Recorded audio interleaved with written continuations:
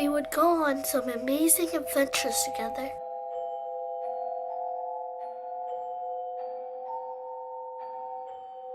He's very tall, and he likes to hide in dark places. Okay, guys, I'm going to cut right to the chase. Today, we are going to be doing swatches of makeup. If you follow me on Twitter, Daisy Brown Real, you know that I'm really interested in makeup. Here at Pizza Time Pizza, we're a family. I'm a real pizza, and I'm okay with being eaten. Order a fresh, large pepperoni cheese pizza today, and join the Pizza Time Pizza family today. In a world of uncertainty and danger, there's one thing you can always count on.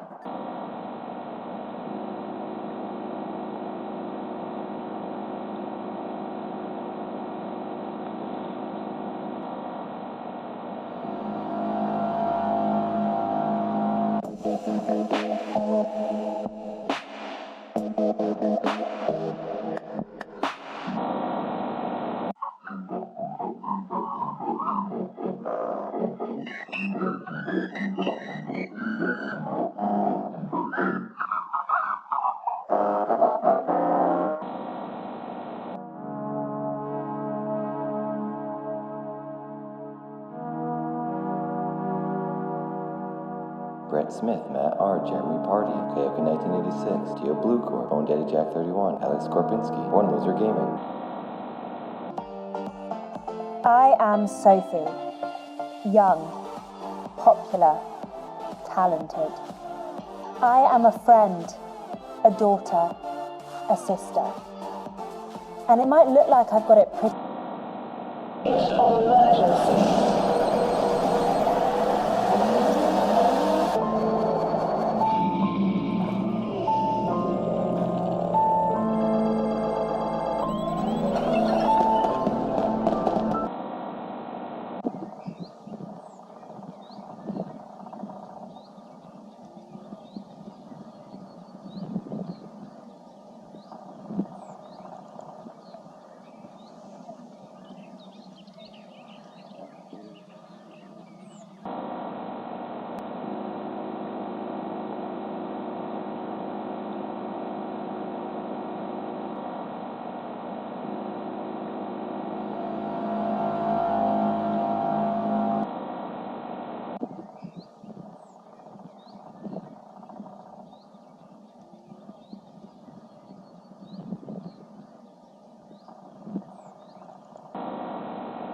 In the seconds following James Dean's presidential announcement, hundreds of thousands of neighborhoods erupted into celebration.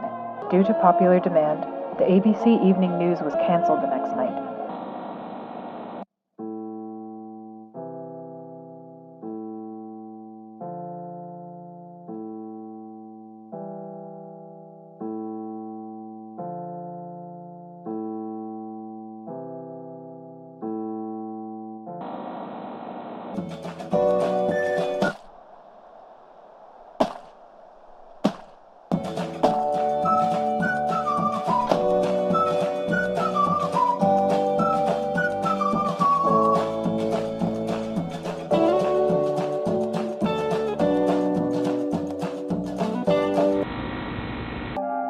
Time is confusing and I don't know what's going on.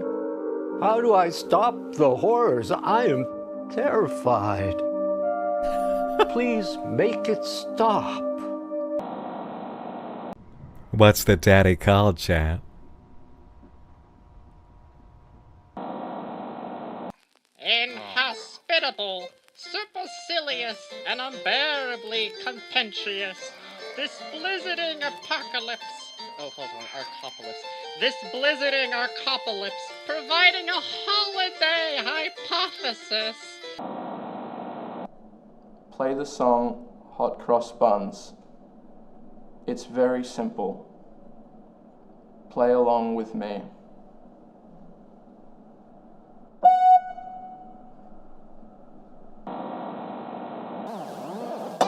So I was watching this movie with Boris Karloff. Her pasta was only a week rectangle. and she tried to hide it with mozzarella. Mystery lever right off the bat. Do we pull it? Of course we pull it. Oh, no, no, no, what the fuck are you? Holy shit, no!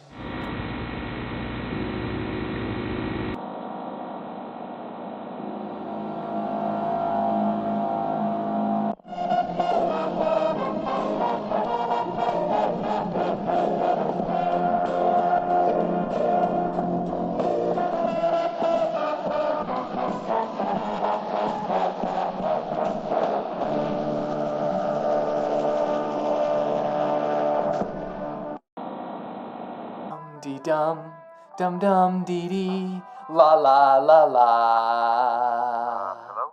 Oh.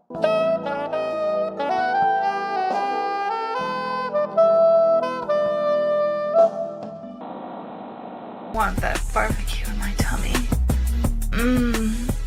I'm hungry. Oh, my tummy wants that chicken. I need that protein.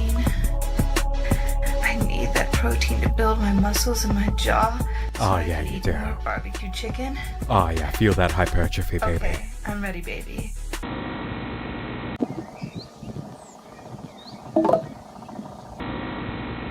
We would go on some amazing adventures together.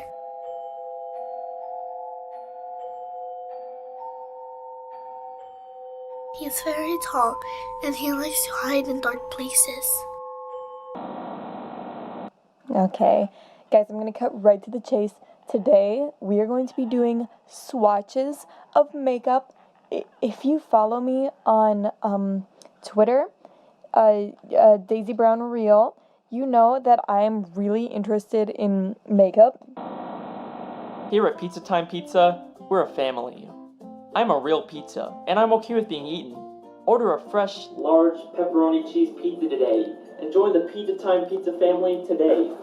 In a world of uncertainty and danger, there's one thing you can always count on.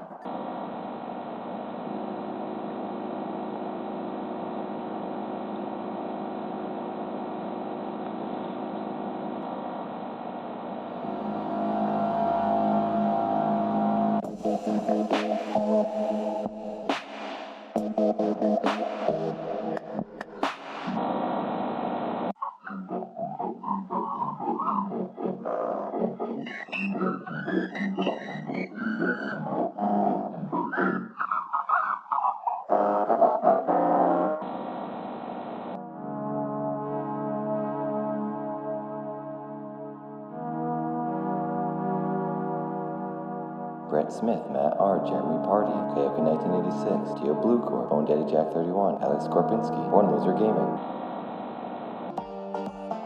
I am Sophie. Young, popular, talented. I am a friend, a daughter, a sister. And it might look like I've got it pretty. It's an emergency.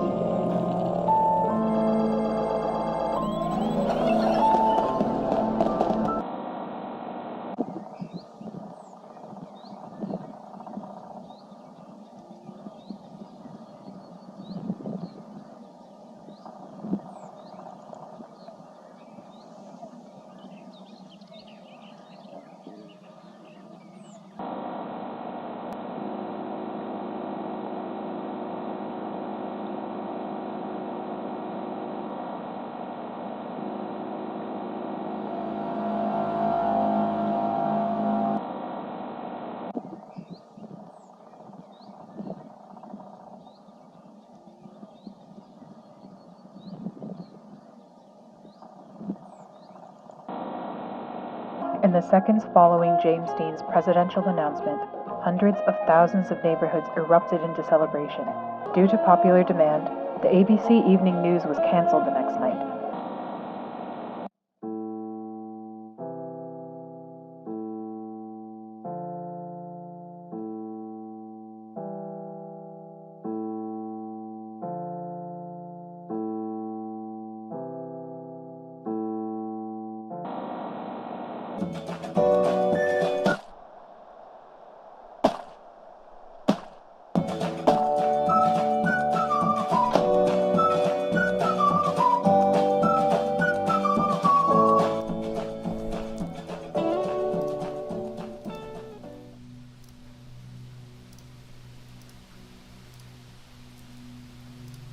Okay, audio setup, one moment, please. Okay, yep, that's gonna be that one. And that's gonna be that one. Alright.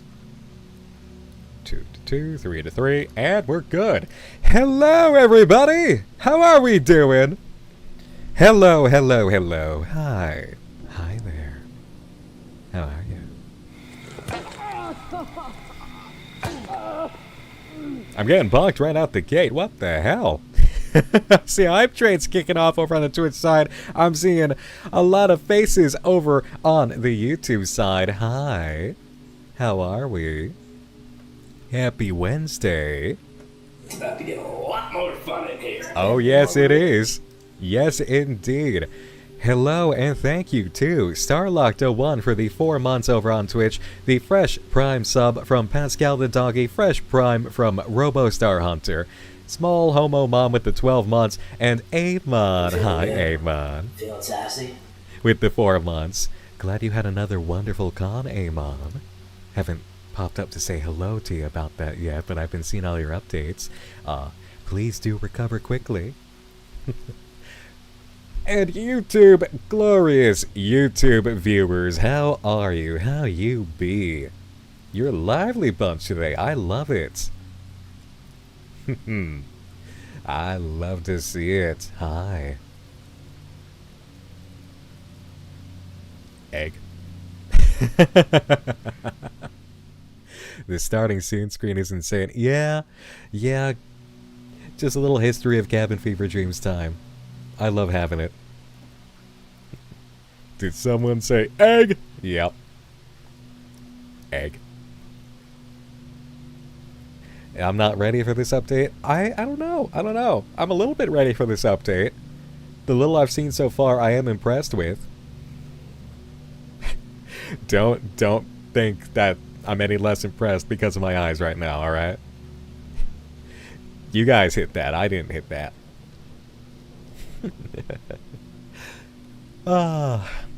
But I hope you are all doing well. Thank you so much for joining me. Wow, how is anybody going to take me seriously like this? Hold on. Okay. Natalie is not. Thank you for the Fresh Prime sub. I appreciate it. While we're here, what is this I hear about a possible NSFW collab? I don't know, go somewhere else and see if you can find the information on that. That's not what I'm here for right now, though. Right now is Pendog time. We are doing NM Live. If there's anything else that's happening today, the information is elsewhere, and you can find out all about that and show up accordingly later in the night. So, did we ever get the close stuff working? Yes, but that's not for streams like this, okay? In fact, let me check my toggles to make sure nobody's gonna be delinquent about this right now. Requests. Let's see, we'll complete those. That's not happening right now. That's not happening right now. And that's certainly not happening right now. None of those are happening right now. Okay, there we go. That's better. Catch me on a more casual night.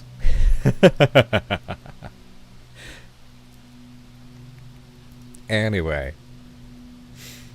I'm so glad to see you all here. It's been a while since we checked in on Pendog, and some of you don't know anything about Pendog. So you're in for quite a treat, actually, because this is a wonderful and deeply dedicated project. The closest comparison I can draw, obviously, is Welcome Home. So if you love Welcome Home, I think you're going to love this. Lots of inspiration here.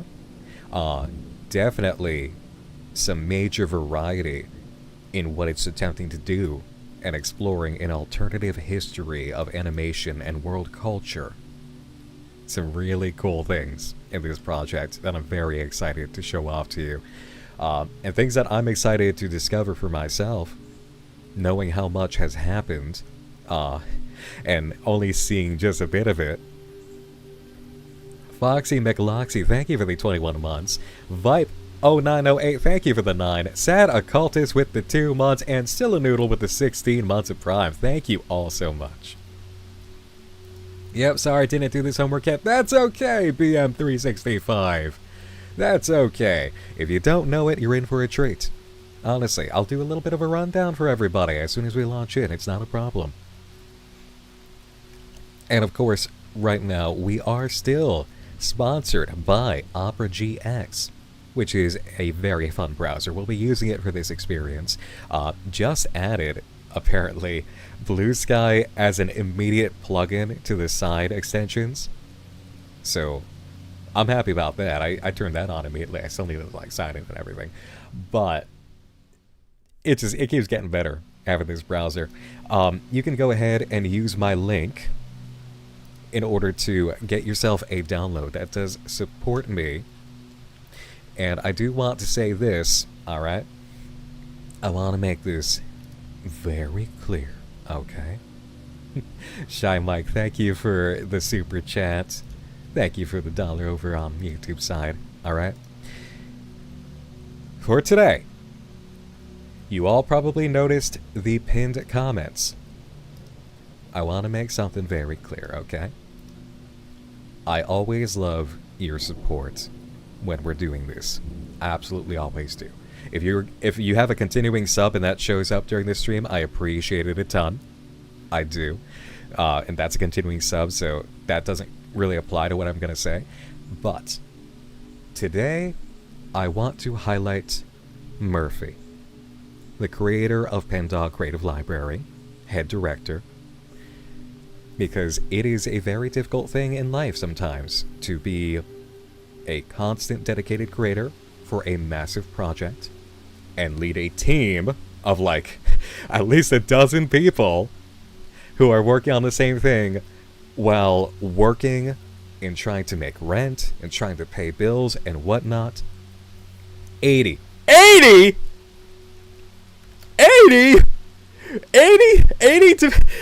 contributors? Holy shit, Murph. Whoa, Murphy, 80. Oh my god. Okay, so for real, for the day when the flag comes, and that salute that up. is coming.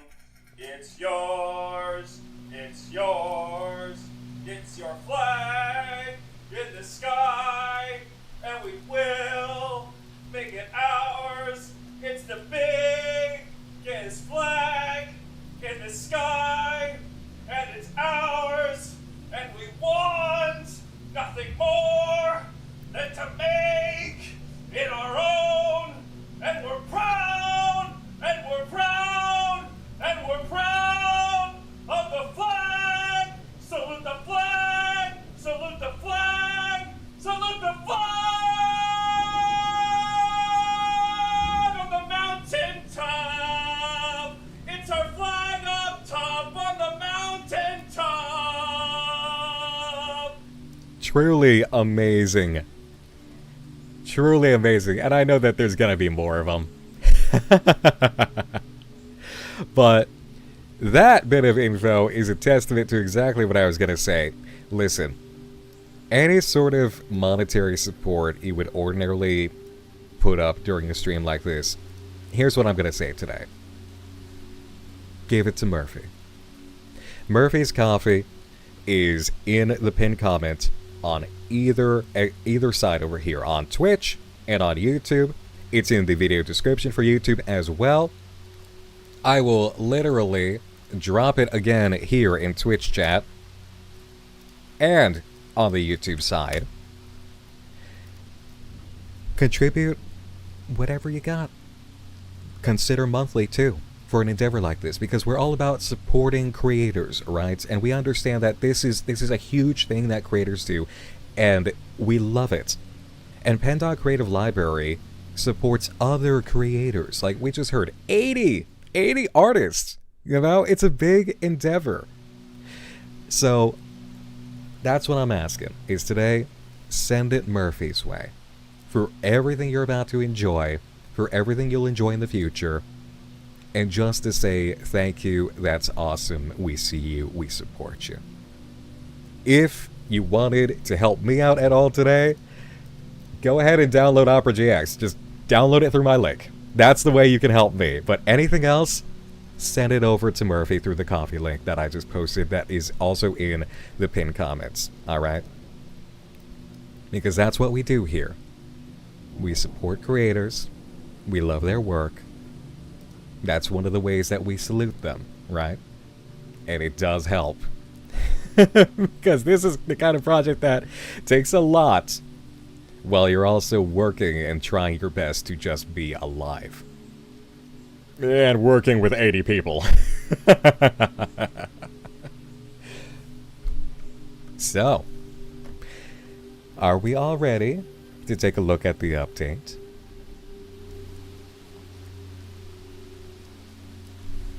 And yeah, don't worry, I'll close down. Get a lot more fun in here. There you go. There you go. You got one in, and now I'll go ahead and close those up for our proper experience. Closing the gates on the sound redeems. If you got one in, you got one in.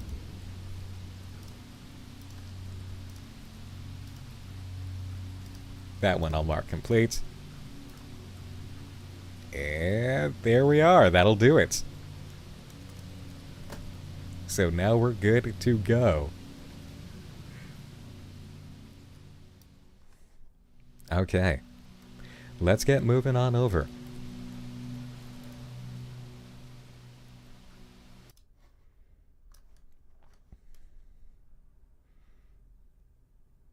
Okay, here we are over in this side of the office. Let me shrink down appropriately. This ought to work. Here, I'll take the egg off. And I'll put the mug up too. Alright, does that work for everybody? I'll move Twitch chat just so that you guys are properly centered. Audio's all janky. Yep. That stupid thing. Thank you.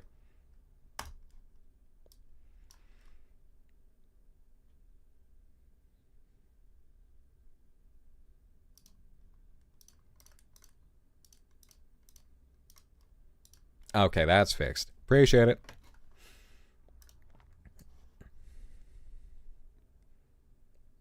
Nice. Oh, and I meant to move you guys over when I got distracted fixing the audio. Thank you.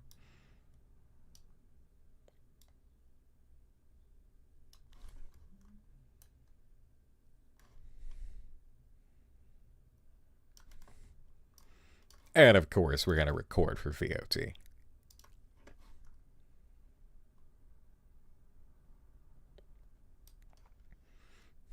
None pizza left audio. How dare you? All right. Here we are. Once again at Pendog Creative Library after 2 updates, actually. At least I think it's 2. Murphy can correct me on this, but I do believe it has been 2 updates. And I am excited to dive on in here and see what's been going on. 3 updates! 3 updates as of today. So there's got to be plenty. Beauty, Ocean, and Funeral Band. Ooh, all right. When we last left Pendog Creative Library, we had gone through our initial stock of characters and histories with their creators and discovered that behind the site, there was a bit of a tragedy that had occurred with some of its members. Penny, the head of Pendog Creative Library, had lost some friends in a Halloween party fire, watching something mysterious, possibly related to an entity throughout time called Hecate, who has been depicted in some media on here. Now, with 3 updates, I can't imagine how much is here that, we were in store for. But that was the basic setup, is that we got our foundational ground here of the website, the characters that were on there, related to creator history in this alternative animation timeline, inspired by things that have happened in our own history here, and a bit of that paranormal bleed-through with touches of it being in the website already. Like the Greek goddess of witchcraft? Yes, exactly. So, let's see. Creative archives, resting place, broadcast and print media, creative history, notable characters. Okay, update page. Update page and about page. Let's take a look at the update page first.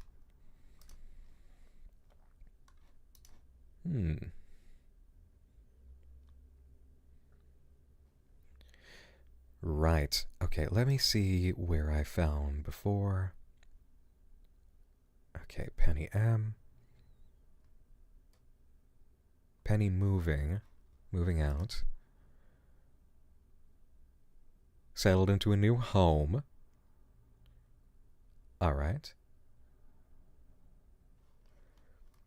And actually, I'm going to check the Twitch chat here, see just how much things might be. All right, we're going to be a little bit off-center, chat.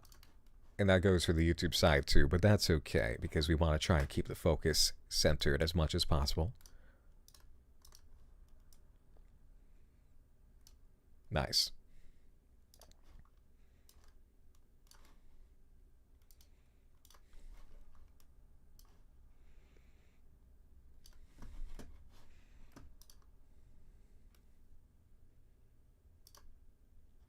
Ah, here we are. Okay. Happy fall. Yep, I think I remember this. Fall, of course, being a little bit difficult for Penny, all things considered. Alright, site updates! Hello everyone, Penny here. Just wanted to let you know that we have been cleaning up the website recently. This includes tightening up articles, fixing grammatical issues, and overall optimizing the experience for you. Hope you enjoy our refurbished website. Stay tuned as we have some very exciting visual improvements in the works too. I also want to start back up with sharing my art here as well. Nice. Okay, let me just here. Yeah, Penny's own art. So Penny is an artist in her own right. You'll see examples throughout the website. It's good to see Penny sharing again. Follow nice, so thank you for the 20 months. Here's a couple of character designs I drew up a while back. If you look closer, you'll probably notice a familiar face in the lower left corner. That's right, it's Slishy Slasher. I've been thinking about her lately. I'm still practicing drawing her, but eventually I'll nail the style, I hope. I've been thinking a lot about her as a character and like what she represents. Probably doesn't matter. She hurt a lot of people just by being created, in my opinion. But still interesting to think about. Everyone involved had their speculations on what she could mean. I gave my own in the articles, of course, aided by her notes. At the time, though, everyone was kind of up in the air and frantic about what she could mean. The most extreme conclusion I heard some people jump to was that she must have been created to target someone. Jealousy? Honestly, I kind of agreed with that opinion for a while, but it's a lot messier than that. Who knows? Anyways, I've been thinking about her a lot lately. A killer of relationships.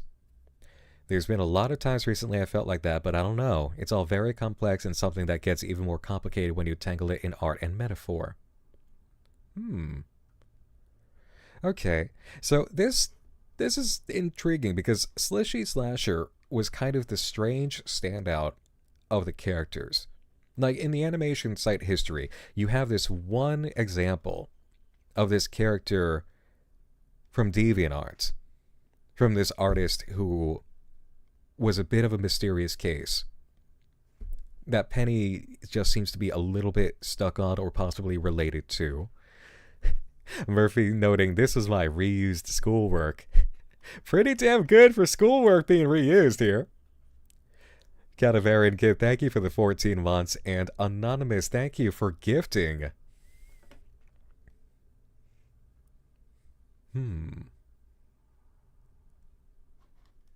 Big changes.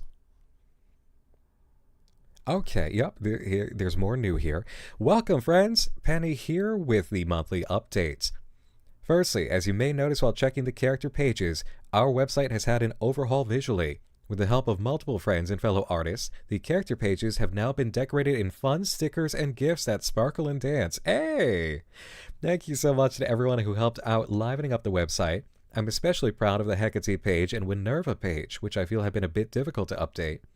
Our website likes to fight us sometimes.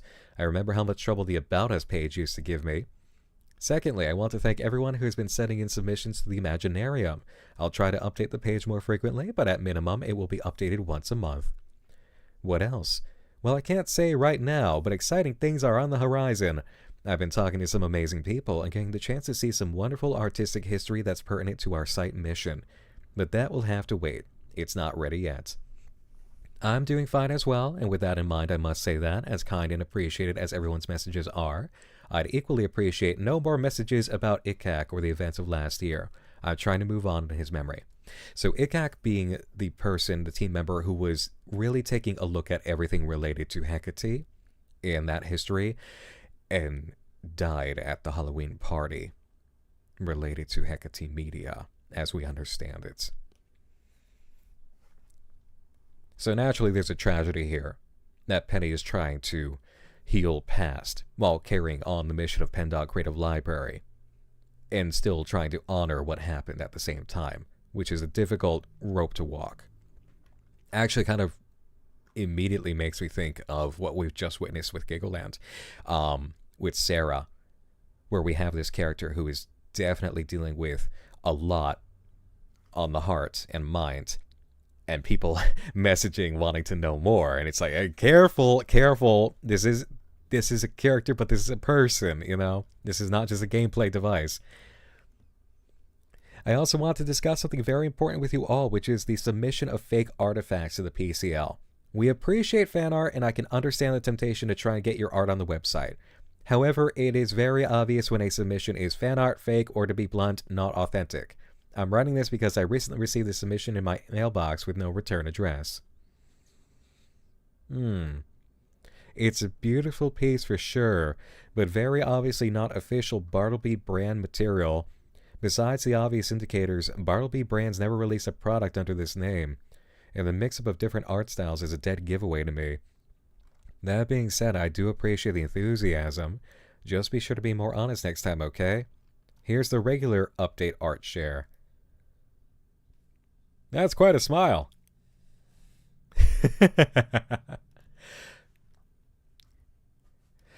So the first thing you might notice about this art is that it's not rubber hose styled. And yeah, I think I mentioned a couple blogs back that I eventually moved away from just drawing rubber hose art. It was after something that happened online that kind of soured me to rubber hose cartoons for a bit, but I'm sure I'll get back to drawing them someday. Anyways, this art is kind of a reflection of myself at the time, or how I felt I was being portrayed. The details are a bit hazy to remember, but I'm pretty certain that's what the influence was. Self-beauty and how I appear to people is something I used to agonize over, not just physically, but my presence as well. But eventually I learned that I could survive without the validation of everyone, something others could probably learn from. I decided that beauty is what you take comfort in. I nurture how I act and present myself, but how others take that appearance is of no concern to me. You probably heard it before, but you'll always be the villain of someone's story. Gosh, Emma and I know that so well. I don't have to be liked by everyone around me, and I don't have to like everyone around me. Thank you so much for reading this update. See you next time.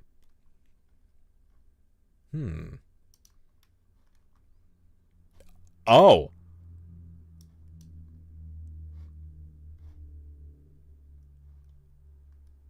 Oh, there's something back there.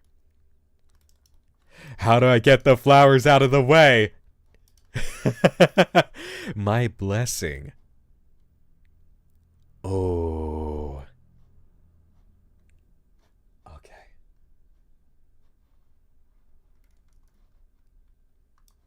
There's inspect elements. Inspect.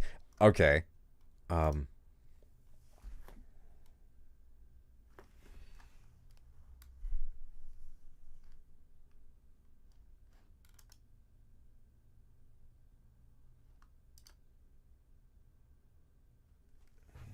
Okay. Hold on.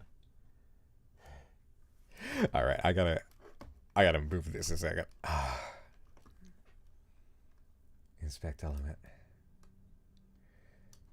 Okay.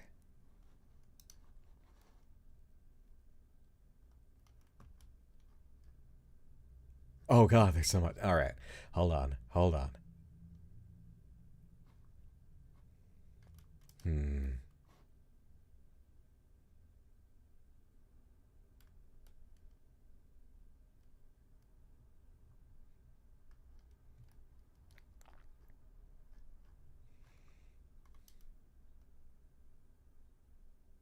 There's like a button on the top left that lets you hover and click a specific element. All right.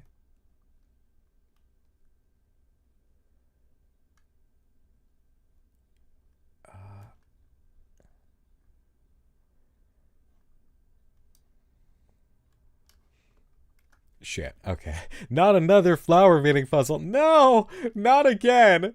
Please don't.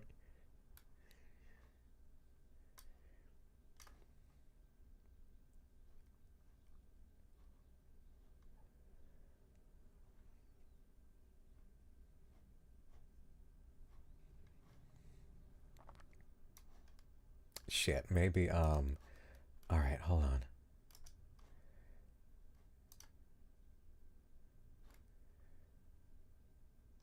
Oh. Oh, it's catching some of the divs. All right.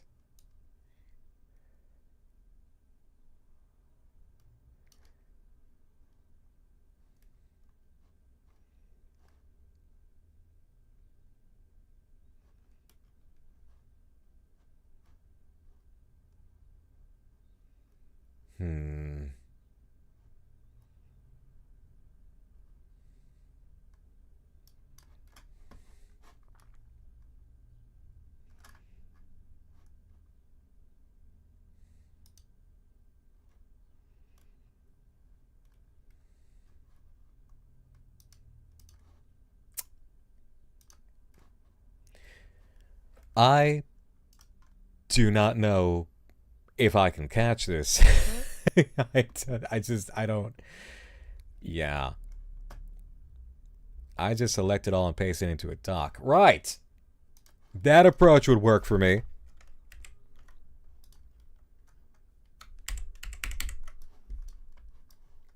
Or not. Oh, here we go. Oh my God, I can't believe that worked. I can read this. It's a click and drag, but I got it. My blessing, you have earned it. Wishing you sweet honey dreams, absent of lipstick red. Wishing you sweet honey dreams, absent of lipstick red. Lipstick red would be related to Hecate, right? Visit Winerva's page. There's some helpful computer tricks there. Ooh. In-game help. I like that.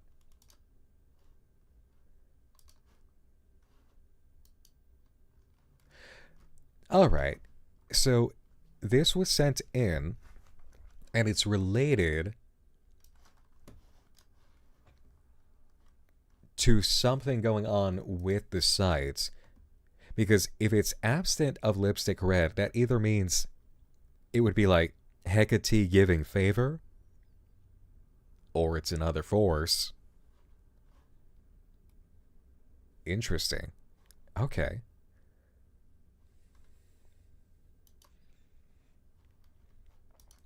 Alright. An invitation. Hello everyone, Penny M here. Last update I hinted that I was in some big talks with big people for big surprises for you all. Big. And this update I'm finally ready to share with you all what those big things were. I don't feel like there's anything I can say that can sum up just how big an opportunity this is, so I will let the letter speak for itself. However, as I communicated with the Mast Foundation ahead of my visit, I was thrilled to be offered a sponsorship for this update. That's right, our very first sponsor.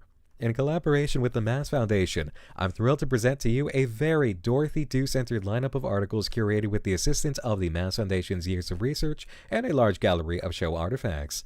Expect to see an article regarding my visit to the Dorothy Do exhibit sometime in the near future as well. I wrote so much for this update. I'm excited for you all to see the fun information I gathered together. As for how my life is going, things are on the up and up. I've had more time to work on the website as well as work on my own art endeavors, as well as meet many new people, like the wonderful members of the Mast Foundation. Emma has been showing me around the city ever since I moved in with her, and I'm really thrilled to call this place my first real home. I even got to go to an art museum with her, and the kinds of things people can do with art these days is amazing. It's really amazing. I saw art made by converting the image to code and sound, and I'll be honest, I've never heard of a spectrograph before. Oh, is that a hint hint? The noise did hurt my ears a bit, but the image was beautiful regardless. As for news in the country, well, it was the first day of remembrance for Anthony Burrow, so I took a week to mourn and rode the Ruby Red Line to place some flowers. I should make an article on that too, but I've been waiting for things to settle. Regardless, without him the website would not exist safely, and we wouldn't be seeing this resurgence in fan culture and artistic preservation that's been taking off the past few years. The world's still rough, but it's a less miserable place lately. As for the art this update, been a bit burnt out again, my apologies. I'm sure I'll get back to drawing soon. Oh, I also wanted to announce a new thing I'm doing this update as the site has grown very large at this point. A glossary of articles included in this update. That's a good touch, Murph. That's a real good touch. Okay. Thanks for reading, Penny M. Where I scream it all out. Holy shit! Ah. Huh. Where I scream it all out. Holy shit. Okay. That's a hunt.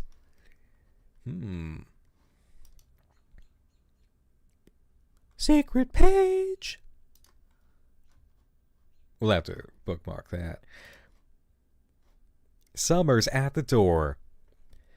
Hello everyone, Penny M here. That was some banging art too. That was cool. Hello everyone, Penny M here. A lot of things happened between now and the last update. Nothing as big as the sponsorship and gallery visit, but for sure the last months have been very hectic, so I apologize for any rushness on my end. However, I do like to keep the site alive, and as such I asked for help from my amazing friend RWG, the lead artist for the website, for this update. As you may know, RWG is a massive Maisie the Mutt fan whom I met several years ago, and since then we have been inseparable. While I'm very well versed in the animation history of Maisie, RWG is more familiar with Maisie the Mutt's history as a cultural icon, or, in the case of the 70s, her role as a counterculture symbol adopted by punk communities. I'm very excited to be learning alongside you about this turning point in Maisie the Mutt's life. What an interesting chapter in a character's lifespan. I'm really curious to see this. Okay. Speaking of turning points, I was offered a job at the Winfield Library. Hey, get it, Penny? Apparently, during our visit and following my archival research for them, they have taken a liking to me, and after hearing about my current situation, relocating unemployed, they wish to assist me with a temporary job there until I can find sufficient work. Emma already makes enough to support us both, but I've been feeling restless sitting here in this house with nothing but her puppets to keep me company. I think that getting out into the world again would do me good. Do not worry, this will not interfere with my work. In fact, the library is a short hop away via the Ruby Red Line. That being said, I've been very relieved to gain some sort of independence no matter how small. I've been sure to include several Winfield-related works in the update as a sign of my gratitude. I would once again like to thank my teammates for helping me through all of this. RWG, Vincent, Emma. They make the site possible and have been so supportive this update. Vincent even helped me to retrieve my special writing binder after I forgot it during a research mission. A ceramic ashtray of Maisie the Mutt relaxing in a bathtub on a solid blue background. How cute. I don't have any of my own art to share this update. By Piggy Soda. Piggy Soda did this? This is by Piggy Soda? Holy shit! Of Dog Nightmares, amazing. Gawky, and Raiders over on the Twitch side, welcome on in. Hello, thank you for raiding. Much appreciated. Hope you were just having a good time. We're just getting into the updates for Pendog Creative Library. Thank you for bringing everybody over. What were you up to? And by the way, Gawky, I know I'm not the one who commissioned you, but thank you anyway, I will say, for your absolutely fantastic work on Graphy's new stuff. Love it. Just playing some lovely RuneScape quests. I see.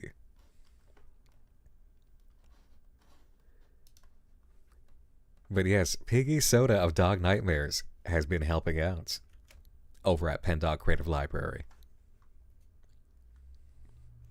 I don't have any of my own art to share this update, but I wanted to show off this cute Maisie ashtray Emma found while she was antiquing. It wasn't in the greatest condition, but we've been doing our best to restore it. When we're done, maybe we'll put it on the archive. No promises, though. As always, here's a roster of the update materials. Keith Dew and the Ink Dwellers. Wadow. Stencil Line, the CPO and Counterculture. Lancer and the Inkwell Comics. The Whist Song. Maisie the Mutt, 1950s. A lot of Maisie the Mutt. Harmonia. Cool. So this is the update. As of today, this is the update. And this goes back to where I scream it all out. Okay. Creators helping each other out is why I love this community. It is definitely a huge thing. Seeing that creator collaboration on such a scale as we do with Pendog Creative Library is so big. All right. So that's the update page. Let's take a look at the about page here. Here's Penny, who comes from an artistic family, so it was only natural that her relationship with these mediums would be so intense. Her deepest wish as an artist is for people to be more aware of the characters that inspired her growing up, and for the public to know the history behind these icons. For this reason, she set out to create a digital archive dedicated to the preservation and documentation of creative history. So we have some icons here for members of the team. Emma who has the puppets. Hecate, who people have been asking about. So, standard Q&A. Project info. So if you look at this, you're going to see, again, how huge this is. And there's voices now. There's plenty of voices involved. And there are animators, as well as artists, puppet makers and puppeteers, prop makers, people doing 3D, photography, film. It's a big deal. Oh, Murph. I did not expect that one. Oh, Murph. Thank you. Thank you. I appreciate that. Thank you. But as you can see, it's a lot of work to do this. It's a lot of dedication. A lot of collaboration. Vendra, thank you for the 28 months and also being a wonderful guardsman. Saying, Nick, I got a spirograph at a thrift store and I was fucking within the guard hut and it's not worth going into the whole story, but I got some blood on the pencil while it was drawing things and now there's some dickhead who won't leave until I either give him my eternal soul or some junk and send help. This is not what I need today, Vendrith. I'm already dealing with haunted cartoons over here. We're going to have to send this to the Pendog Creative Library too. Just, listen, you know remember the salt? Remember the jar of special salt? Grab the jar, make a circle. Just throw some salt at it, okay? If it screams, ignore the screams. Just keep going. It's probably barely conscious. You'll be okay. We're not doing this doodle bob thing today.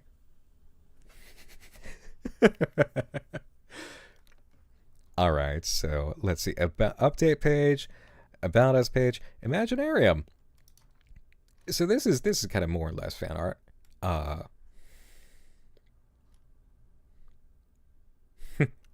It's cute though. People getting into their creativity. Oh, didn't mean to open that. All fan submissions, as Murphy says.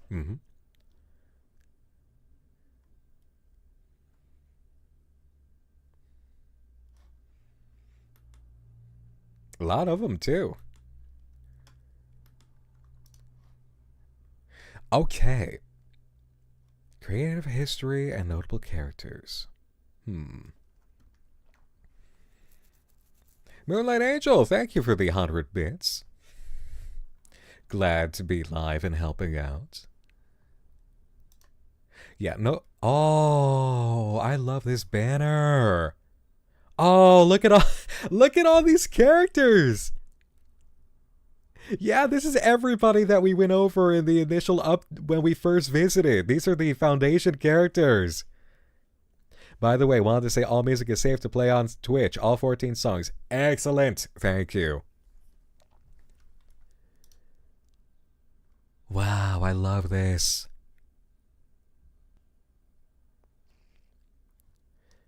So here's the big thing when you're going through Pendog Creative Library. This is what I have found the easiest to do because so much branches off of this. You just go to the character index and then you just move through. And anytime that you want to get into anything, you just open up a character page. Now, obviously, the updates are going to have more for each character. And it sounds like we've got more Maisie, we've got more Winerva, got more Dorothy. Probably more Hecate. But Lancer, I know, has new stuff. Apparently for Winerva, as Murphy was saying earlier, there's a bit of help for us in our adventure in-game. So let's take a look at, it's also just fun to start with a horror host, right? It's in theme. Oh yeah, look at these little decorations on the side. This really, wow. Oh, Murphy, this really helps bring it to life. I really like what you did with this here. Oh. Oh, something special. Hallowed Halls. Hey! Secret content, let's go! Episode 3, Funeral Band. Episode 2, Invitations. Episode 1, Beauty.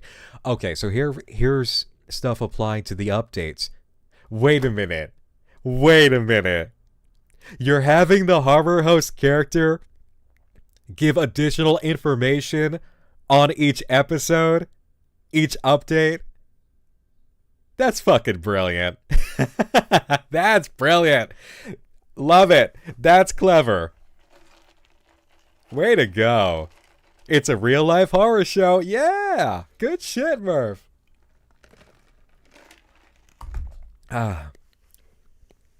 Princess Cat, thank you for the 6 months. And hello, Piggy Soda. Okay. Episode 1, Beauty, that first update. Remember where tunnels were taken. Winerva scary stories for awful brats. Beauty. down deep through the dirt, under filth and cacophony, twist round the bent bones and past hollow esophagi, return home to our mother and warmth of cytogeny, burrow darker into limbo, first ring of monotony. Your sister flawed and wrong, anger muddied her flesh, her sister to a fraud, so ickle unfresh. Darkness swallows and swarms darlings, violent as they thresh. Inch widdershins round and round dig deeper nonetheless.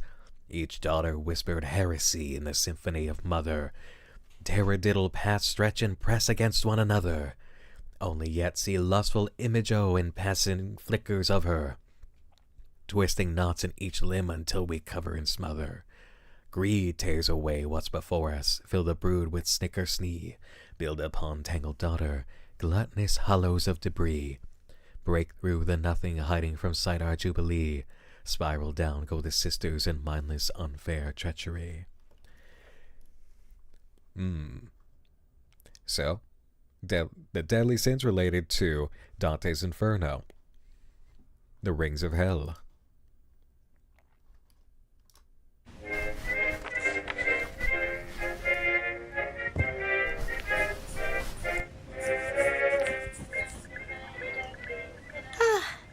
Well, hello, friends.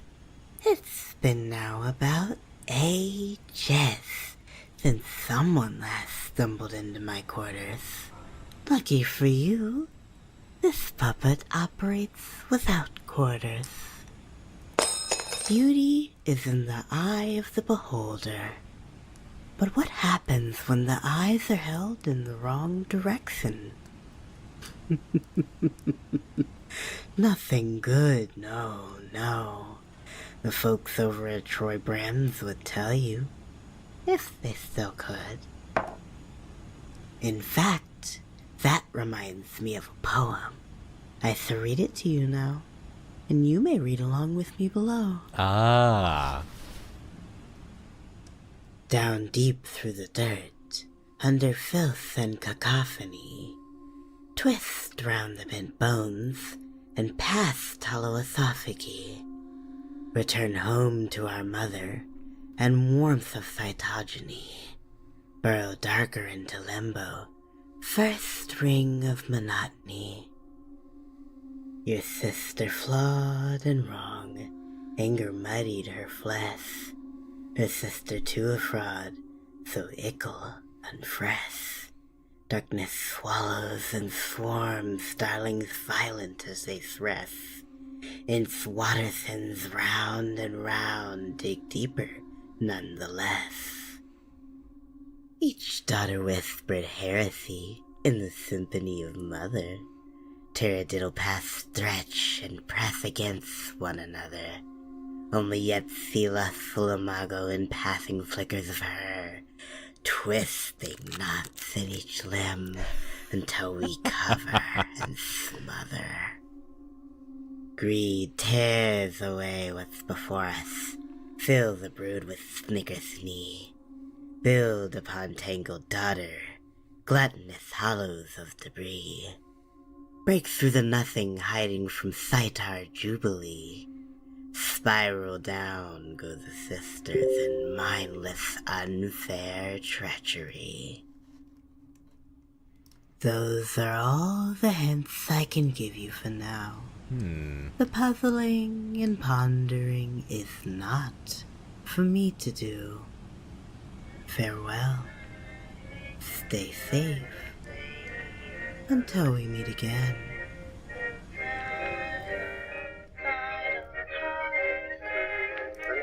Okay, so I love her. Naturally. I love her.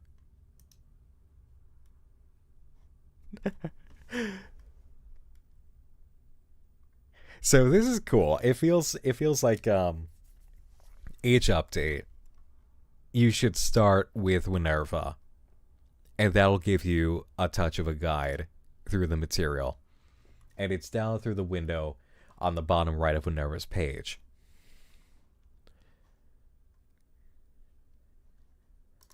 Is this a song?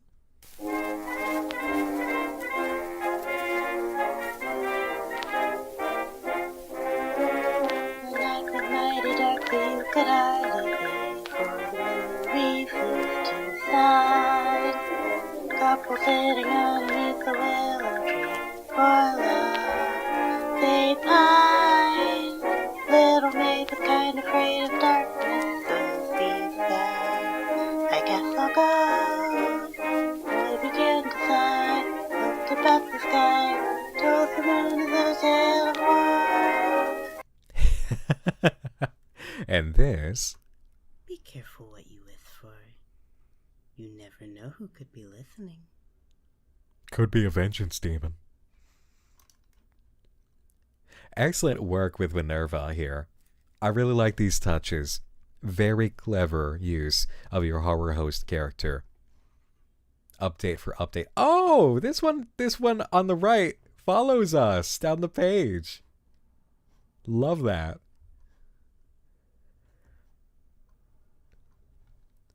The song is cute too. I dig that.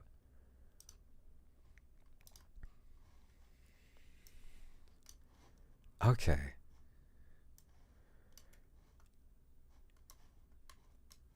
Well, I'm curious what we've got for Miss Hecate now. Oh, yeah, we got some extra icons here as well.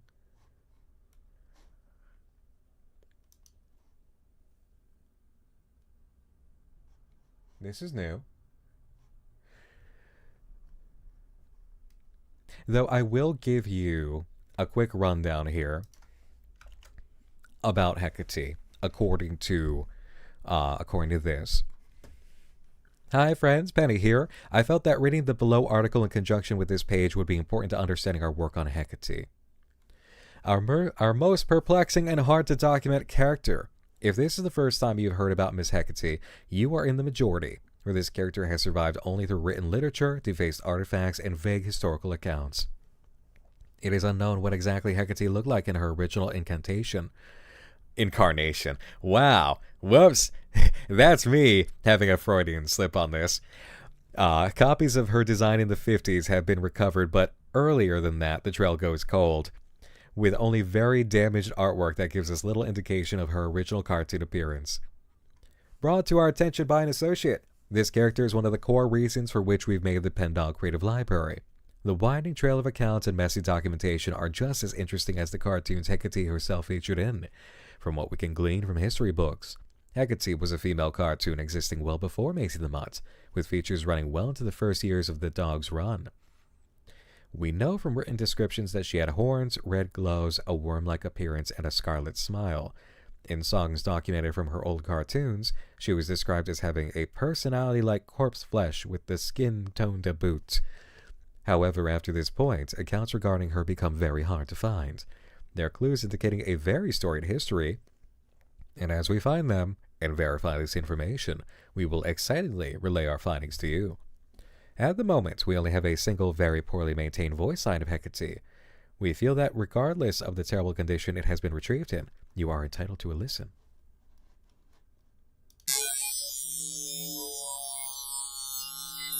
So we found our spectrogram. Whoop! Found it! Alicia Ferreris, thank you for the 5 months.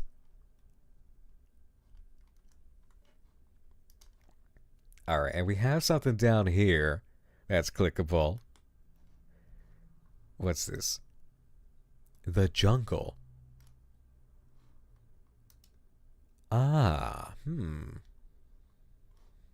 Okay, more password work.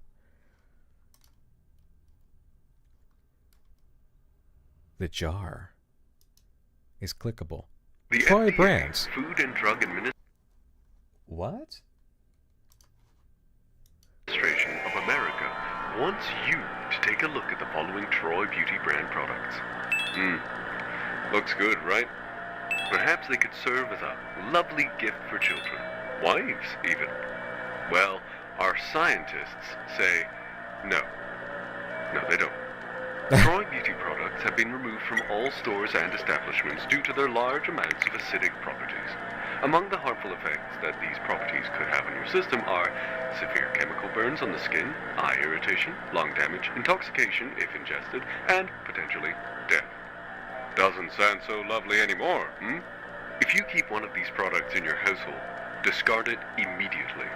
If you or someone you know has used these products, visit the nearest hospital as soon as possible. Please, consider spreading this information. This announcement will continue to air until poisoning cases involving the Troy beauty brand cease. Remember, we care about your health. We care about you. Sponsored by Bartleby Brands. Did Bartleby fuck up and release these? Or were they trying to eliminate or help eliminate somebody else?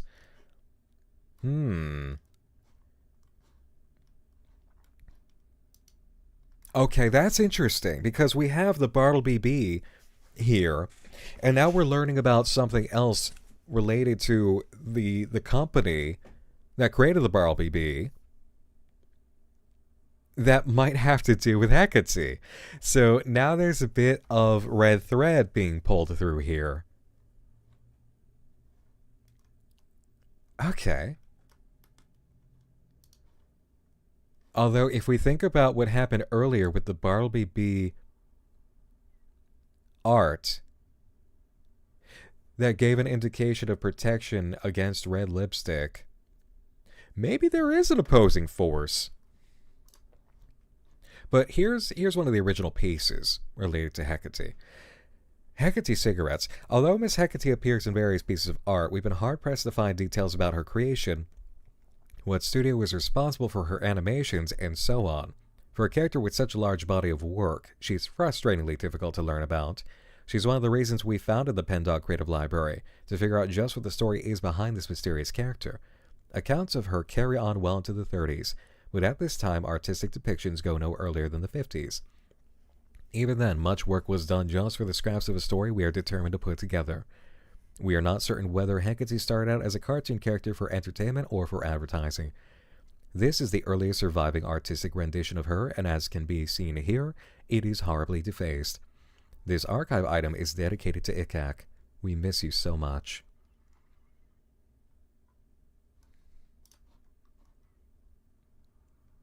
It's great art, too.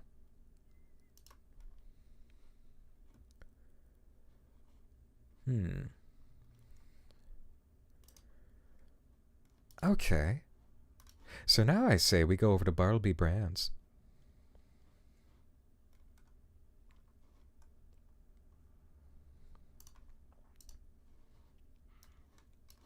And the place to do that is through Beatrice B.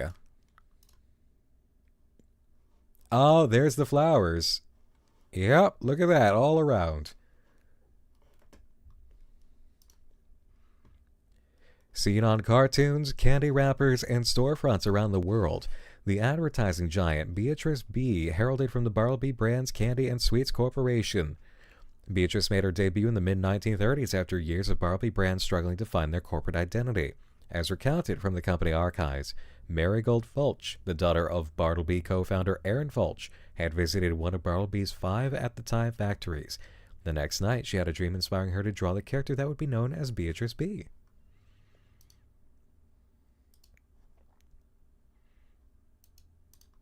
Oh, but with just a droplet of my Bartleby Brands nectar, the most tasteless meal becomes a delectable entree. With a honeyed hum and a whoop-de-doo, Bartleby's Brands provides for you.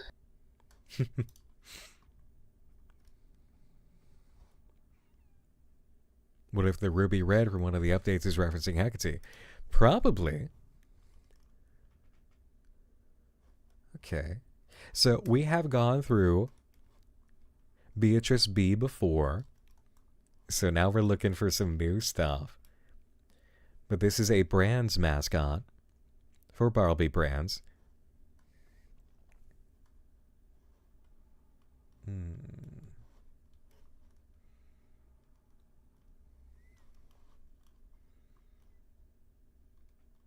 I feel like we're gonna find something in history. See, it's the fun stuff, is now we really get to kind of hunt around.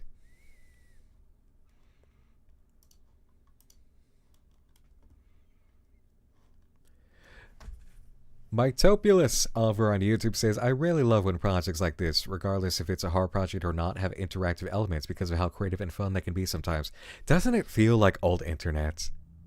When there was just so much fun and creativity in design.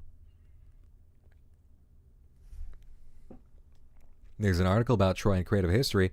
Thank you, Superstar Man.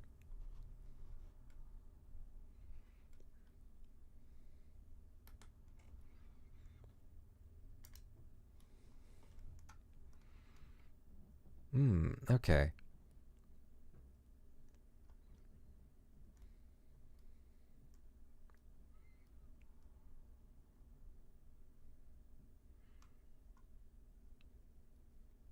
Stencil Line, the CPO and Counterculture, Keith Doe and the Ink Dwellers, Dorothy Do Fan Club, Jane Prell, Red Scare, Stencil Line versus Haven Studio. These creator profiles we've taken a look at before.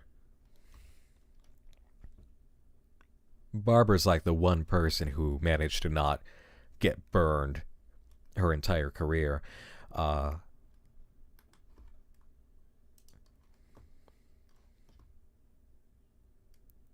this is interesting. In 1948, Stencil Line Industries, owner of Liquid Laugh Studios, was brought before the Supreme Court regarding its usage of the studio system to snuff out competition and prioritize special treatment of its own pictures and products. Stencil Line had been buying up several theaters and disallowing them from showing films made by competitor Haven Studio. I'm thinking of Epic versus Apple right now. In a stunning decision by the Supreme Court, the verdict was in favor of Stencil Line practices. This ruling would not be overturned until 2020, a decision that is still affecting the landscape of the entertainment industry as companies go through the process of splitting off and restructuring to comply with court orders. Wow, that's evil. Red Scare. An event that took place from 47 to 64. Wonder if anything's different this time around for this history.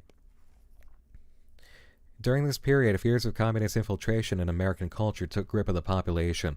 Spurred on by Senator Maxwell Bayers, the movement claimed that Soviets were disseminating communist propaganda through movies, literature, television, and music in order to brainwash the American populace. If an artist, actor, author, or individual was accused of being a communist spy, sympathizer, etc., they would be blacklisted from working in the industry and put under investigation. Notably, during this time, labor negotiations would break down quickly, especially in the animation industry, where those unhappy with the treatment they received were expected to stay silent or find themselves blacklisted. This event would die down in the mid-1960s, after Maxwell Bayers accused several military personnel of communist ties and lost credibility. Regardless, the damage had been done, and it would take the industry and artists affected years to recover. Unfortunately, many artists would be ruined forever by the events of the Red Scare. So that's just actual history. But we can see how it intercedes. Oh, there's a picture of Jane now. Her favorite songs.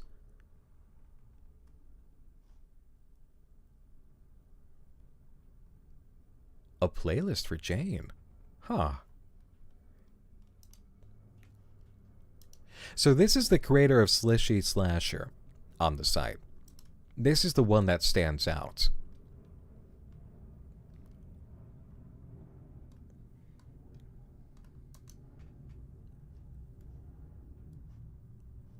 Huh.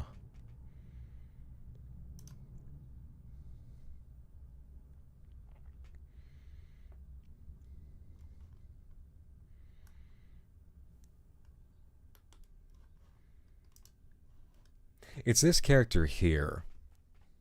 Encrypted images. Ah.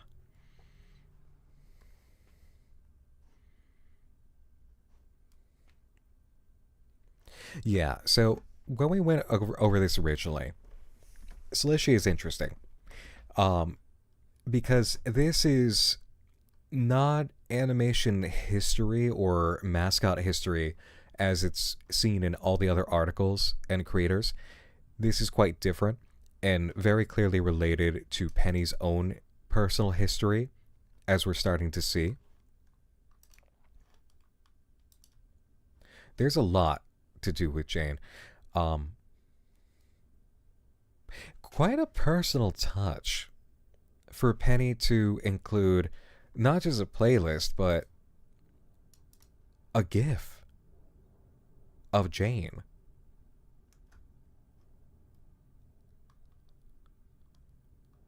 Huh.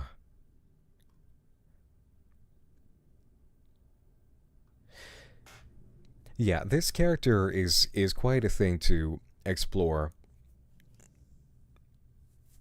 later on. Like this really takes a little bit more of a slowed down examination approach because it is so different and it is quite a bit detailed. Like Jane Prell and Slishy Slasher are a section of this story to really come back to and just kind of ponder on. Trying to find the Troy Brands piece in here.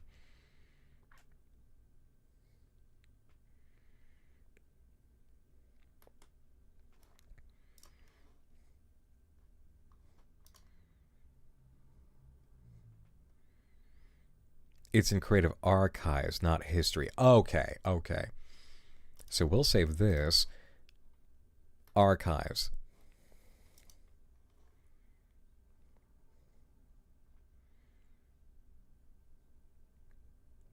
Wow, look at all this new stuff. Hearth of Meadow Valley, final novel. Oh, Winfield's last piece, right?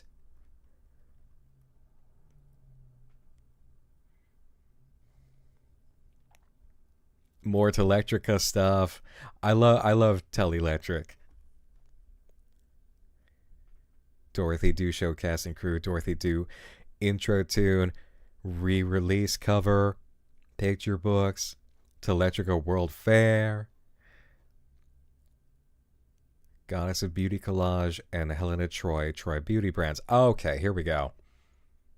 The Consequence. Jane Prell.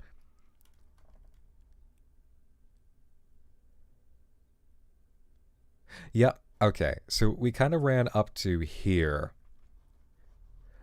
Like, I think the new stuff for us is the fan club poster, the innovations. Yeah. Okay.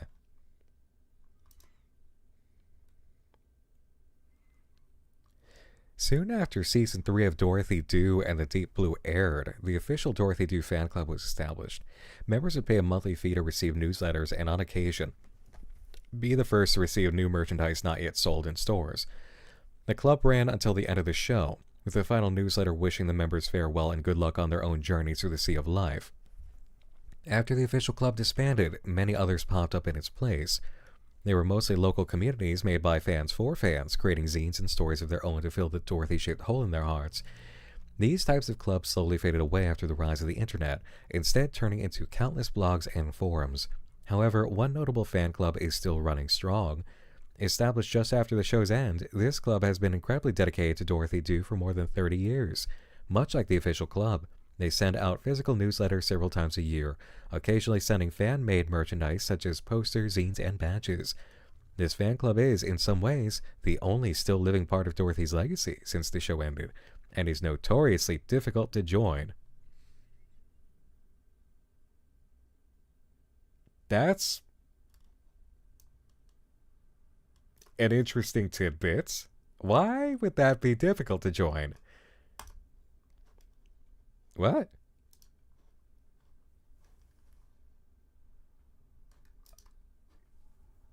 Okay, that was a feature that's a feature I didn't know existed. Murphy just goes smiles. Okay.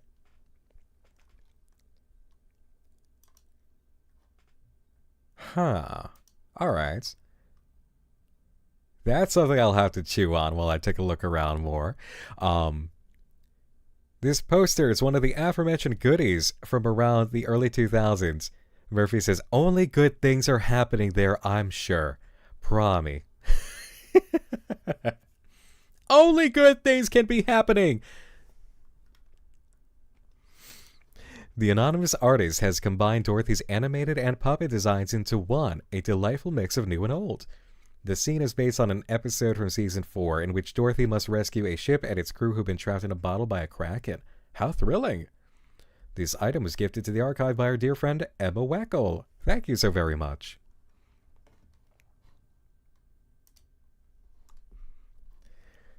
Teletrica Innovations knows you want to be a real American man.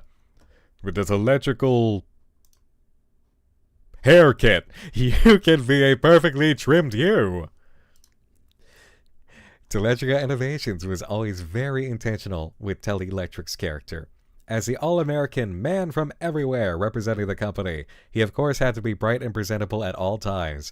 These ideals often carried over into the advertisements of certain TI products, such as their 1958 men's hair kits. The kit carried one of Teletrica's modified electric razors, a barber's comb, and thinning shears. Everything that a real American man would need for self-grooming. The electric razor was one of the first on the market to use rechargeable batteries, another example of why convenience and efficiency was synonymous with Teletrica Innovations. What's most interesting about this illustrated advertisement is how it presents Telly, normally depicted as a very confident man. The artist instead drew him looking very unsure of the razor, almost hesitant to use it. I suppose Telly isn't a big fan of shaving. Random thought. Could you even imagine Telly having a beard? Now that I think about it, I'm sure he could pull it off if he wanted to. It's to trim the hat. Of course!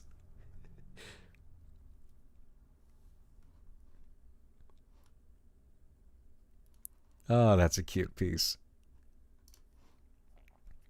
The Dorothy Do Ragdoll ad. Collecting dolls as a hobby has become more and more popular over recent years, but that doesn't mean it's anything new. Standing at $16.5, these special collector's edition Dorothy Do Ragdolls were sold across the U.S. for $10.30, roughly over $100 today, during the later half of the show's run. This promotional flyer advertises a store's exclusive deal of only $4.65, around $50. What a bargain! What made this line of Dorothy dolls different from their more affordable counterparts was the stunning attention to detail and the quality materials used. His clothes were able to be removed, shoes were made of real genuine leather, and his face was delicately hand-embroidered, just to name a few. That's high quality! And as a cherry on top, it came with its own stand for collectors to proudly display. In comparison, the cheaper, mass-produced Playline Dorothy dolls at the time were of much poorer quality. Their bodies were made from a cheap muslin, most of their clothes were sewn onto their body, their hair was thinner and rooted more sparsely, and their faces were machine-printed. Playline dolls of a similar size usually averaged at around $2.94 at the time, around $30 today. If you'd like to find your own plush sailor, the modern market of Dorothy Do collectibles has plenty to choose from. However, good luck on finding this particular item, let alone being able to afford it. These dolls are extremely sought after in the modern day, usually reselling for over $1,000 at the cheapest. This is a great touch of history, because this is so much of a thing that happens, that everybody knows about. It's this ancient collector's item that is now so incredibly expensive because of its rarity and how much it might be preserved. I really love that. The formatting here as well, I'm very much about just having more so the image on one side, and then you have a little bit of italicized text, as we would see in other examples. So expensive, it's inaccessible to others. Yeah. And being able to open it up like this too, I really appreciate that. The updates to the site for formatting have definitely done you good here. How cute.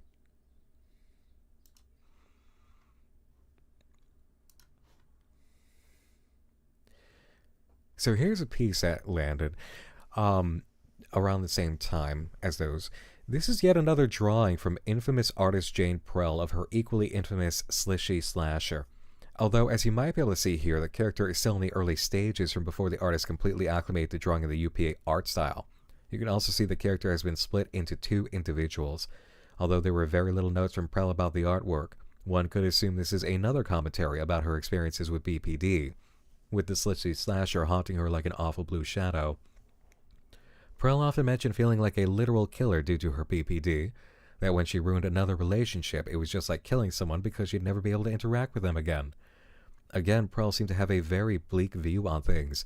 In this drawing, you can see a self-depiction of her identity as a murderer with her BPD clinging to it and constantly reminding her of her actions. Prell would constantly re-upload her works with different captions. The ones for this piece go as follows: the consequence, the realization, and I don't believe in second chances, I believe in punishment, I believe in justice. Again, quite a different side to this story, and difficult subject matter to get to really like just sit down and sit with.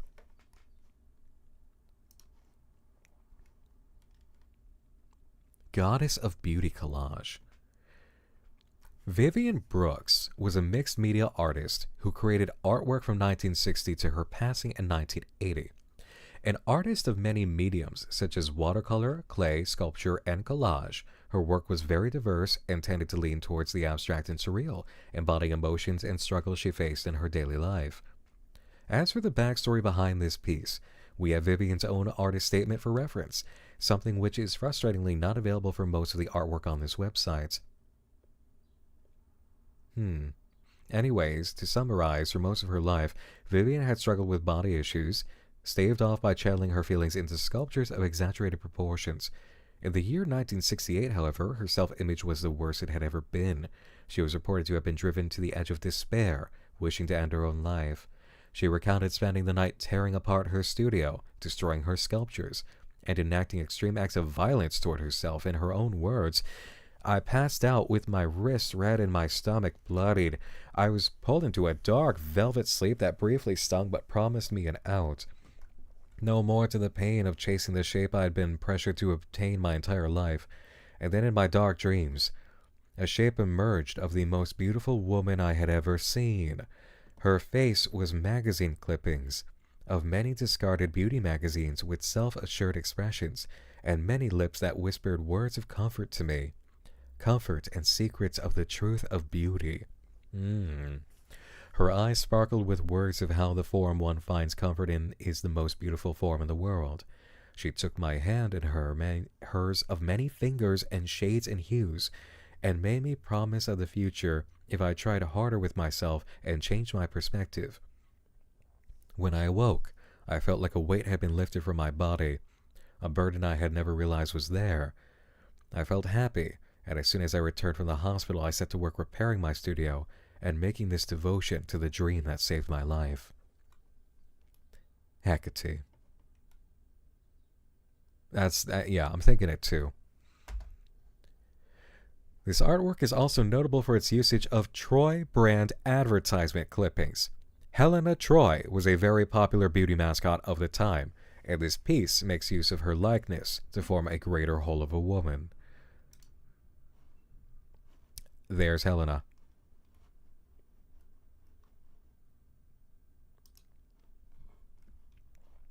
Which might not be Helena Troy.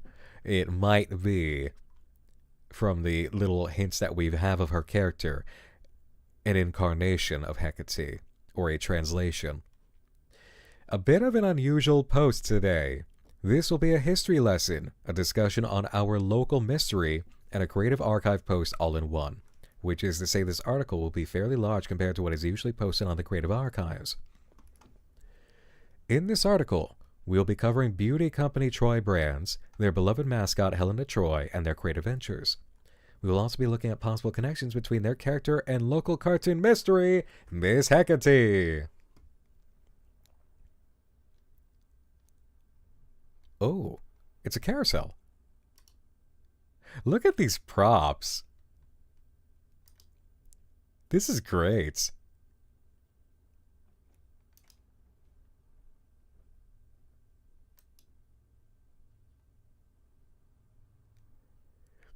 Murphy says, this feels like my first big leap with our articles, mainly, how much do you like to read? Because this is the reading ARG.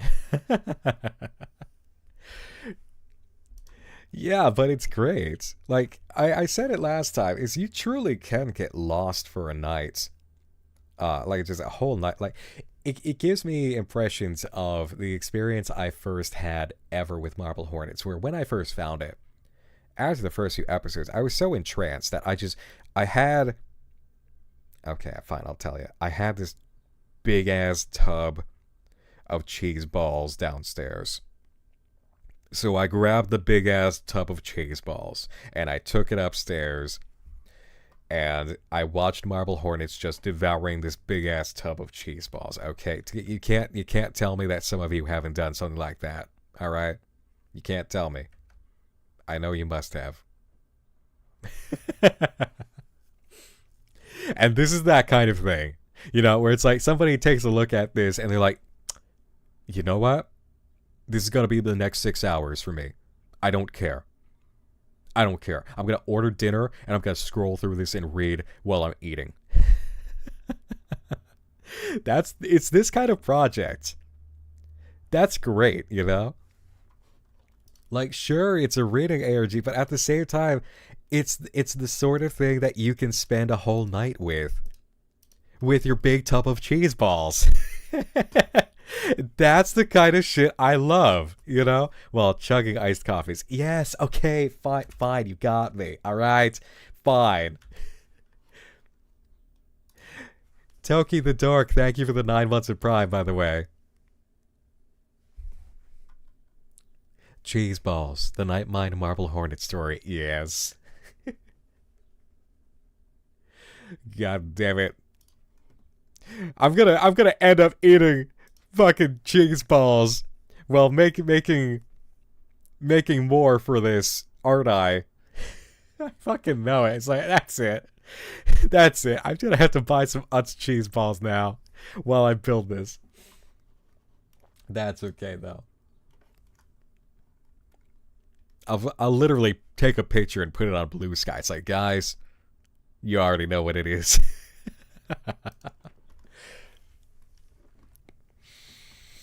Founded in the late 50s, Troy Brands was a relatively small company started on a small dream by an even smaller individual known as Phil Barnum. Barnum's background in beauty and fashion was nothing special. However, he was among many trying to get a foot in the door during an era in which fashion and beauty were being revolutionized. The potential for fortune was right for the taking. Hello, Squeaks! Always cheesing a Marble Hornet story. No! No! God, no, not always cheesing, no. Hello, Squeaks.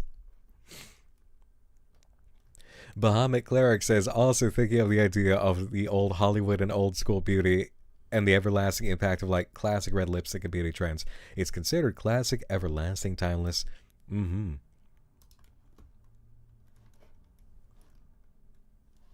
Okay, yeah, here we are. Every girl's best friend. Hey, out of Worcester, Mass! That's how you say that word, by the way, Worcester. Don't I hear you ever say fucking Worcester, okay? It ain't Worcester, it's Worcester. You say Worcester. Or you ain't from around here.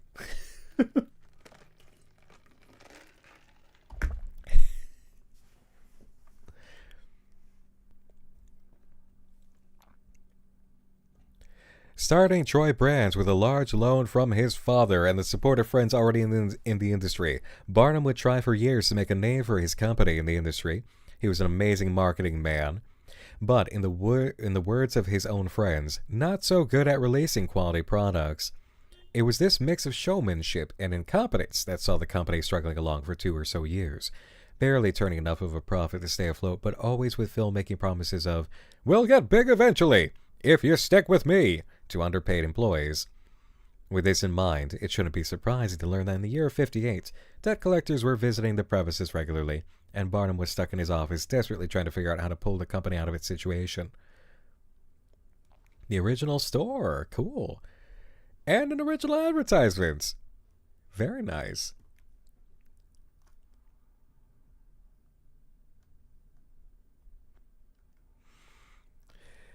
This all changed in the summer of that same year, when Barnum emerged from his office presenting in his small marketing team the design that would end up saving the company. It should be noted that Barnum was not a good artist, failing to make a living off of artwork prior to this venture, and this work, while available for viewing, is honestly so poor that it would be an insult to him to host it on this site.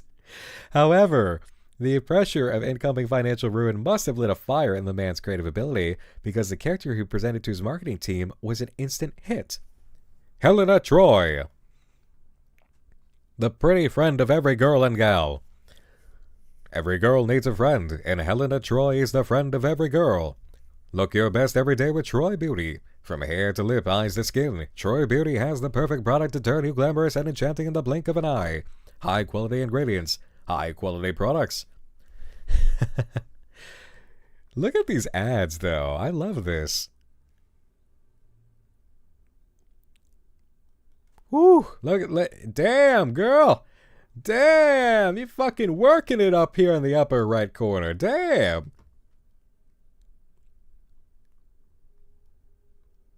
Be the girl so beautiful, cities topple in her wake. She's fully booked at the serving station. Nice. Her name was Helena Troy, an obvious play on Helen of Troy from mythology.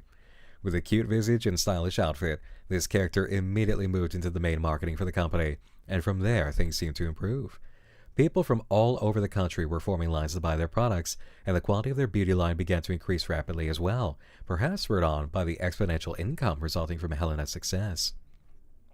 Helena was described by the company as every girl's best friend, and the girl so beautiful cities topple in her wake. The prior motto would extend to Troy brand's intense marketing aimed towards young women and girls who became the prime customers. Soon, almost every household in America could be found to contain their beauty products, with little girls across the country owning Troy brand play purses and nail polish. The company's rise in the beauty industry was not without casualties, as many beauty companies, some owned by the friends who had helped Barnum get his start in the first place, would be forced to shutter their doors due to being undercut by Troy brand's low prices and quality products. It should be here that we know Barnum was a very ruthless businessman. He was reported to leave his friends hanging in peril, waiting for them to declare bankruptcy before swooping in to plunder their corporate empire and bringing it under the Troy brand fold. Oh, you were a son of a bitch. Sheesh. When a beauty company started to show promise of being a future threat, Troy would do one of two things: buy out the company and give the former owners positions as consultants, or starve them out of customers and approach them again with the same offer. Yeesh. Hello, Dylan. Thank you for the 27 months. Helena Troy, meanwhile, would feature on lipstick, nail polish, clothing, beauty magazines, and more. Her character was said to be a woman who lived for the excesses of life and let her heart take the steering wheel. She was also typically portrayed as someone who, when seeing something she wanted, would doggedly pursue it often to her own detriment. In magazine strips and production art, Helena would tend to fall in love with someone or obsess over something, and when this happened, her eyes would narrow together into a heart shape. I love this design touch. This was referred to in production art as her love blinders. Oh, I love this. Love it, love it, love it. Oh, there's even a broken effect. These stories would usually end with Helena nearly getting what she wanted, but then at the last minute would get too ambitious and ruin everything for herself. This would range from accidentally sending her love interest stumbling off of Niagara Falls, or opening a brand new theater production way too early and selling no seats at all. How cute! There's like a touch of Trix Rabbit in that. Helena's popularity would grow to be so much that plans were made in order to create an animated TV show featuring her as the protagonist, living in a world called Beautyland. From production stories, it would have been a thinly veiled advertisement for future Troy brand products, which is not that surprising. What is surprising, however, is the event that would bring the company to its knees, Helena Troy into obscurity, and Phil Barnum to a grisly end. By 1967, the company was rapidly making plans for new ventures and greater scopes. Phil Barnum was the leading name in the industry, and Helena Troy was a name recognized by every passerby. Troy Brands, in a display of their success and wealth, would host a beauty expo on which they showed off developments in their products. Miles wore Troy Brand's finest clothing, and Helena balloons floated across the sky. It was an amazing event, and Troy Brands revealed their greatest product yet, a skin cream that leaves a person's skin silky smooth, free of blemishes, acne, and other such things. It was predicted to be a massive success, and from the gleeful reactions of testers, the company's newest miracle product seemed to have a very bright future. Tragically, the skin cream was not tested thoroughly before being used on volunteers at the fair. All I can say is that multiple people were left harmed, and countless others were left dead. The pictures are not something I would feel comfortable sharing, and although there's an account we've gotten from our historian's interview with someone affected by the event, I'm still unsure whether it would be right to post it on this site, for you or for them. I'll have to see. The following month, the company would be pulled before a hearing and slapped with heavy fines, punishments, and more. Something the company would almost immediately topple under the weight of. Phil Barnum would be found dead in his personal quarters in the following months, police claiming the cause of death was from gunfire. At least they presumed so. A big mystery with Phil's death is that although his body was perforated with many holes that would indicate gunshot wounds, inspectors could not find any bullets nor damage to the surrounding room. To this day, it's a big mystery how he met his demise. Perhaps it was an angry investor or vigilante justice from the family of those harmed by his final product. Regardless, it's a gruesome end to a morbid tale. Helena Troy, every girl's best friend, would topple with the company, forgotten by time and largely unnoticed until today as I read about her. A big question you longtime readers of the blog may be wondering is if Helena Troy has any connection to Miss Hecate, our local cartoon mystery. The answer is, to me and to you, frustratingly vague. In all my research, I found no mention of Hecate. However, the two are so similar in appearance that there must be some sort of influence. After all, Barnum was documented as being a notorious thief of Topple Company's ideas and belongings. Or maybe that could just be my mind stringing together clues where there are none. Just many red yarn threads that connect to each other without any actual meaning. There's a single written quote regarding the character's creation from Barnum himself. I was under a lot of pressure. Laughing. I was desperate to make the company work, or I'd be strung up by debt holders and other folks.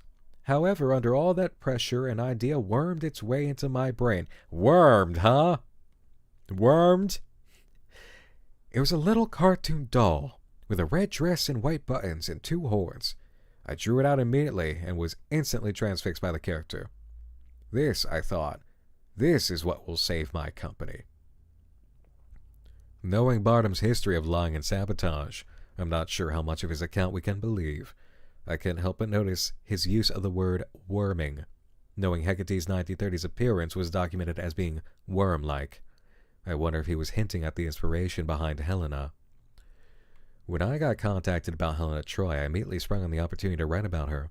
She's so fascinating to me, and a little sad. Forgotten for years, I hope she'll enjoy her place on our website. I think if she was alive, she'd enjoy being read about and admitted just like she used to, admired just like she used to. All the way back in the 60s, when she was every girl's friend. That's an excellent article. What a great piece. Seriously, props on this one. I really like Helena Troy. I really like this piece of history here. And the fact that over on Hecate's page, if we click on the cream, we get the advertisement telling us about the recall. That's a great touch. Teletrica World Fair! (1964 to 1965).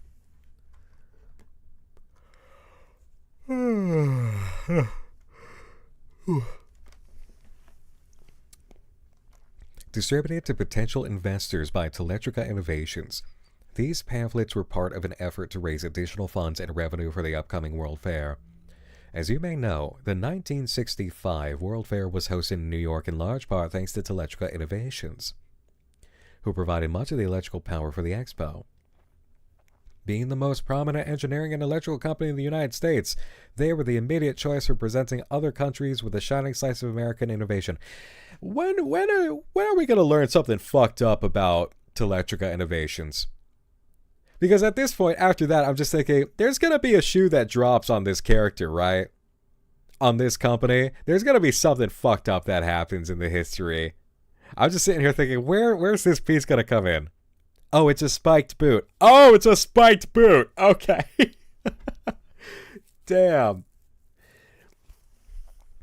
In these materials, you can see Telly, proud and confident as ever, enthusiastically selling investors at the World Fair, and even being accompanied by a small band of electrical-powered machines. How adorable.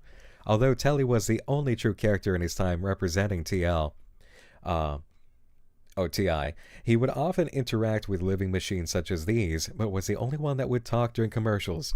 Teletrica often mentioned that in regard to Telly, they wanted their customers to feel as if their TI products were a part of the company.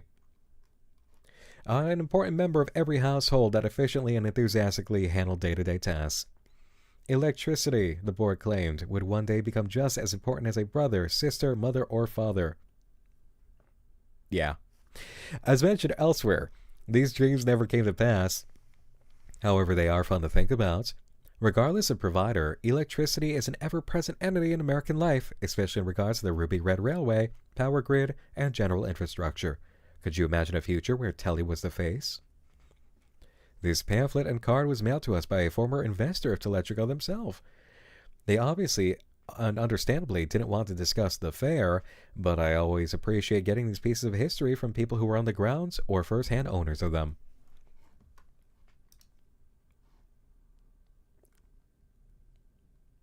Man, I love the materials. I always love the materials with this kind of thing. Just the creativity is endless, you know? And the work done to really make it feel period accurate. What happened at the fair? I believe that was where the cream was distributed. It adds a lot. It does. Hello, Sherry Bud. How you doing? Welcome on in. I know you like lore. It's a lot of what I do here. Especially today. Been listening for a while? Well, thank you. Dorothy Do picture books. Oh, look at this art.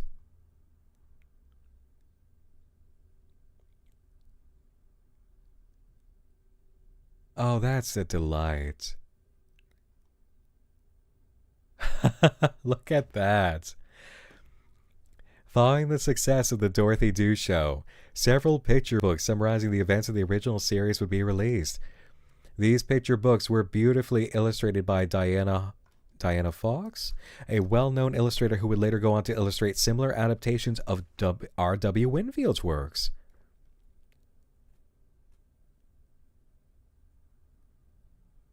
You might want to control A here. Ooh, I'll take that. Oh! Oh, secret penny commentary. Nice touch. Although the pictures are pretty, I would not recommend these books as an entry point for the series. They were made with a very young audience in mind, and as such cut out, summarize, and occasionally butcher story elements. Overall, if you're trying to get to know the characters, the original themes of Barbara's work, you'd be better off seeking out the original stories in their entirety. I love this touch you implemented. Secret penny commentary. Cool. Yeah, the artwork is wonderful. Dorothy Do Show, cast and crew. In this article, we'll be discussing a topic which has been a long time coming. That's right, we are, with the support of the Mass Foundation, detailing the characters which appeared in the Dorothy Do Show. Thank you so much to our sponsors who made this possible and lent original production art from their collection. During the puppet show's run, one would regularly see the following 10 characters. Let's take a look at them one by one. Captain Lydekker, a gruff but gentle individual encountered by Dorothy Doo on his travels in the third book of the Deep Blue series. Captain Lydekker is one of the most well-known characters in the entire series aside from its titular star. Captain was a captain only in name, for he was the only inhabitant of his small traveling ship. He would often stop for meetings with Dorothy while the two were out on the waves. In fact, the character would never be encountered on any island that Dorothy visited, only encountering the sailor during sailing scenes. This was a curious choice by Barbara. It might have been done to help balance the number of characters in any given scene. Captain Lydekker was a smart and compassionate character with knowledge rivaling that of the historian. For while the historian was book smart and intelligent in the history of places, Lydekker had the knowledge required to survive at sea. He knew when to set sail and when to hunker down for the night. He's the one who taught Dorothy to fight, although this would only be mentioned in the books. He had a rivalry with Brightfin, who allegedly ate his favorite boot many years ago, and has been sailing the Deep Blue ever since in pursuit of the Serpent.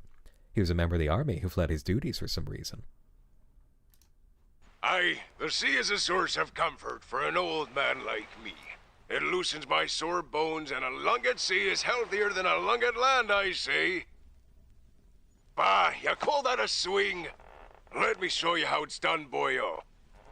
Ah, great I've character sailed between voice. frost-covered mountains and foggy, scorched skies. Seen the great serpent himself swim right underneath my boat. It'll take much more than a little pirate to shake me from this seat. Now, Dorothy, there will be a day that you will not see me any longer on these waves. Brace yourself for that day, and know one day someone much like yourself will brace for you to do the same. Take care, boy. Take care. Love it. Okay, Murphy says, also note how oddly short these articles are for Penny. Penny, the infamous yapper.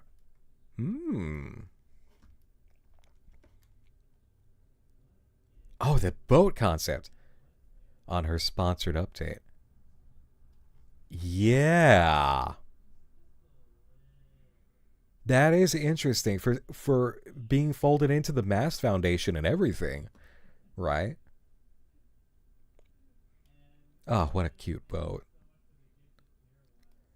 Brightfin!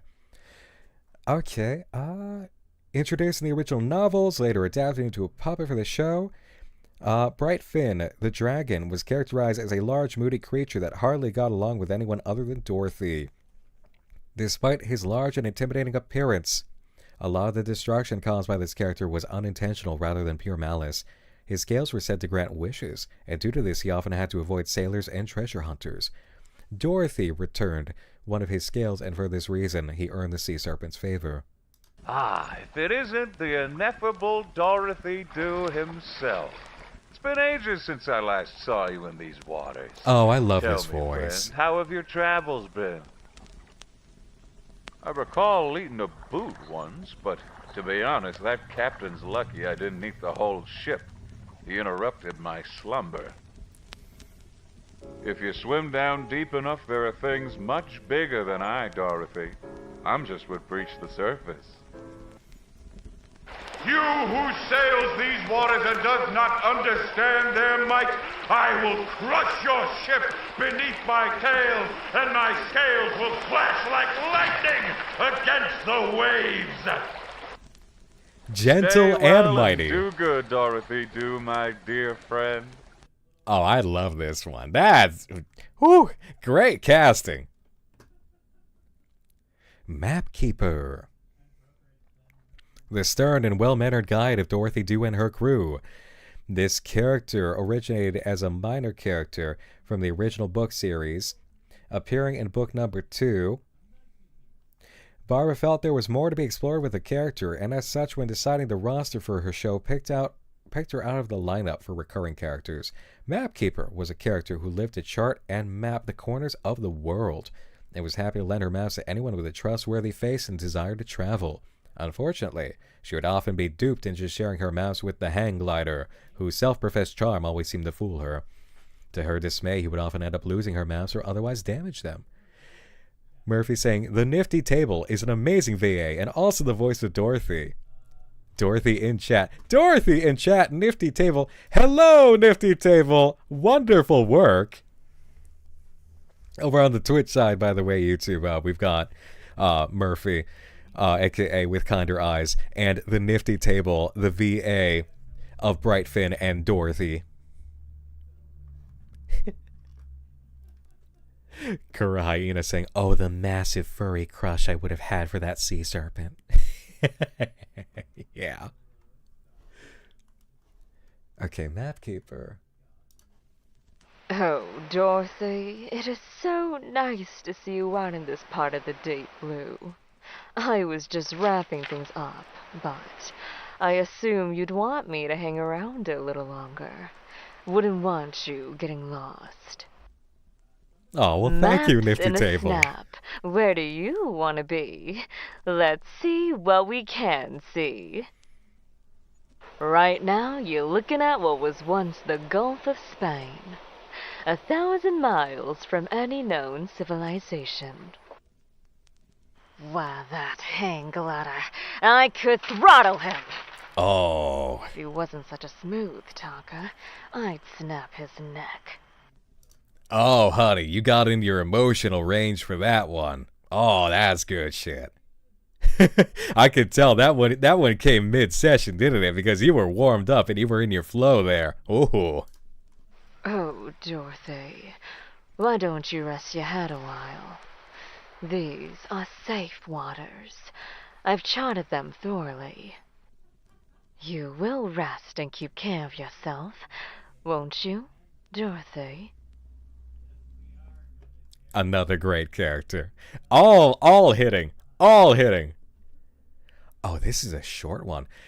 The silliest member of the crew, the hang glider, was most known for routinely causing problems in many episodes by crashing his hang glider into islands and needing to be saved by Dorothy Doo. He was a real laugh. He was also incredibly hard to impress. Kite Man! Anybody watch Harley Quinn? Kite Man. Oh, that sunset? Yes, I suppose it is nice. If you've seen one, you've seen them all, though. You should see the ones we have back home.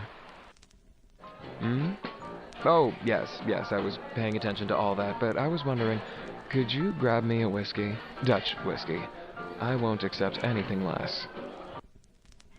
Definitely nailing the unimpressed vibe. Yes, well, I suppose I consider you, not a friend, but a reliable constant. I would be much agitated if you were to die. And maybe your constant beatings and barbarism have made me think on some things. Keep well, Dorothy Doo. Interesting character. Oh, that's it. Huh. That's an interesting character.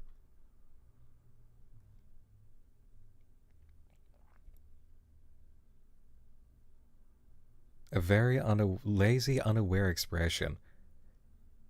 Yeah, the emotional palette indicated here is definitely in the voice work. Seabiscuit, loyal animal companion of Dorothy Doo. Seabiscuit the seal was always by the sailor's side. Okay, there's someone's text here, but I really want to hear this one. Dorothy, look over there, to the starboard side. Yup, that's exactly what I wanted to hear. There's a ship. I think they need our help. Frightened? No way. Well, maybe just a little. How about a song to lighten the mood? Come on, Dorothy. We're your best pal. Oh, there is a secret piece. Now see here. Just because I'm all soft and round doesn't mean I'm any old yellow belly. This seal is bark and bite. Oi, oi, oi. Oh, we like the sea. Sailing from place to place every day, we get to see lots of interesting things and meet lots of interesting people.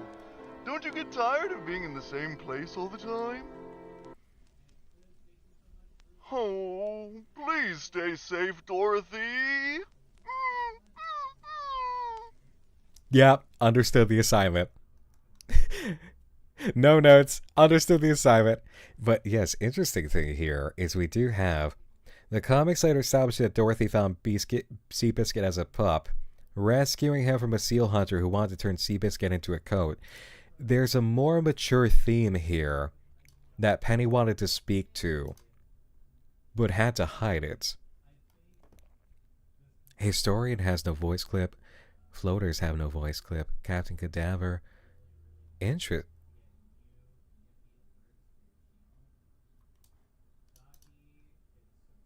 This is interesting.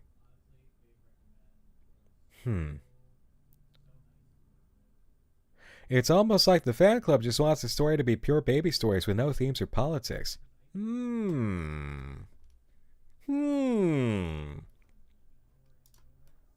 Alright, don't give me any more hints. But yeah. It's okay. No, it's okay. It's okay. But I'm picking it up. Yeah, that's interesting. Unholy 8814, thank you for the fresh prime. It's interesting how all of a sudden we hit like a dip in quality presentation and information. An evil pirate, and like this image alone is blurred, and there's like, yeah, we're not going to spend any more time on this. Okay. How odd to just skate over these ideas.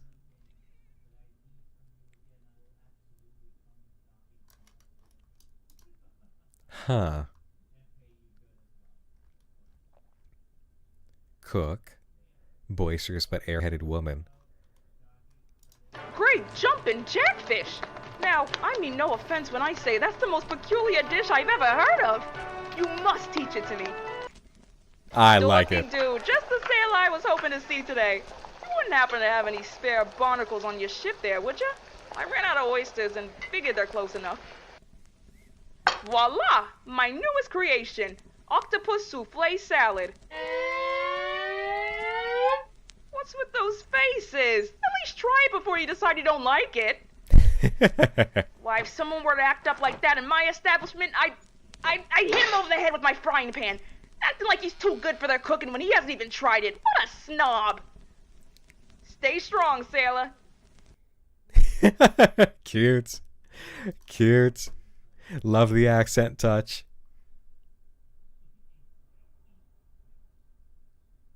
Cook's Tavern concept art. Oh, it's just floating out there on the waves. That's awesome. A large pot floating in the ocean, often getting roped into helping the cook in the kitchen or tracking down rare ingredients. How cute. Here we have puppets.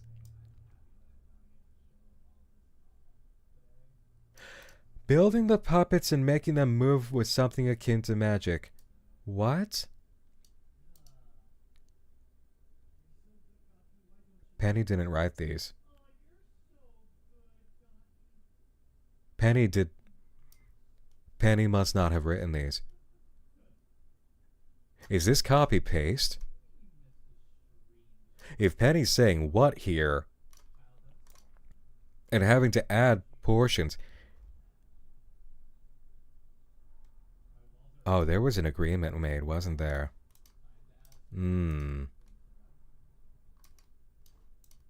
Haha, okay. On that note.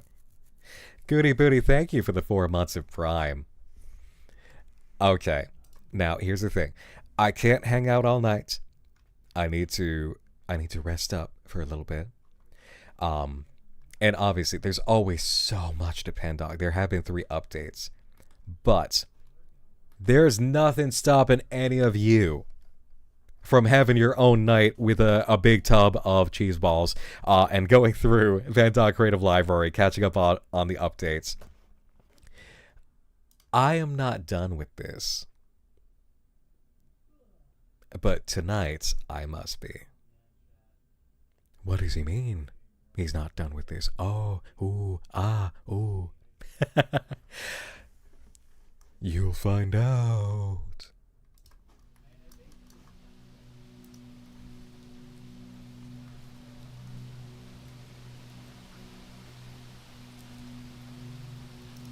All right, hold on.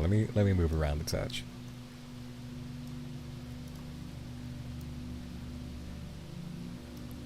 Okay, so like I said, you are all free to run off and enjoy as much as you want of Pendog Creative Library tonight or this week or what have you.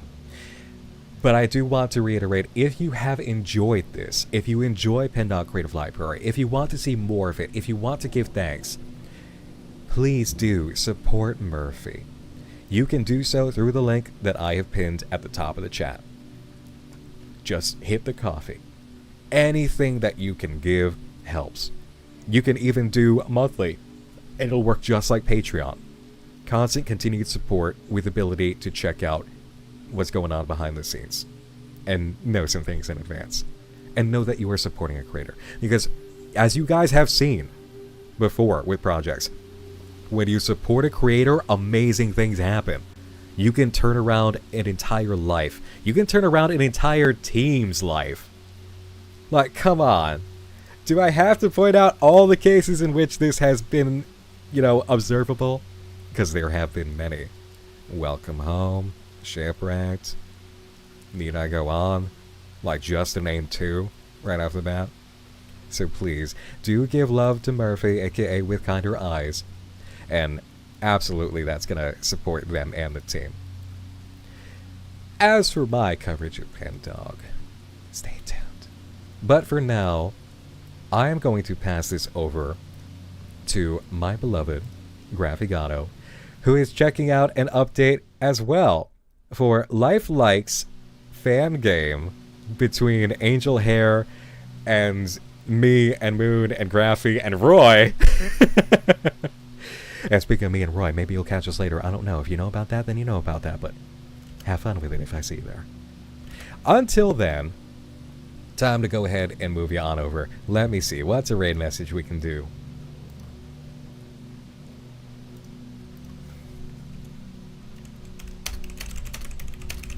How about Cat in the Deep Blue?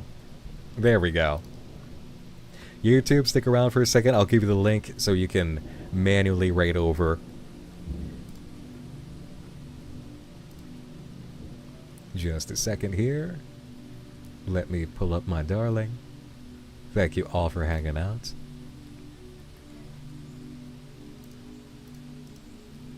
Okay. And here's the link, YouTube. Thank you so much. And raid kickoff for Twitch. Please go enjoy my darling checking out Life Likes update featuring Graphy. And maybe I'll see you later. Thank you all so much. I appreciate you. Load it up, load it up, load it up, load it up, load it up, load it up, load it up, load it up. And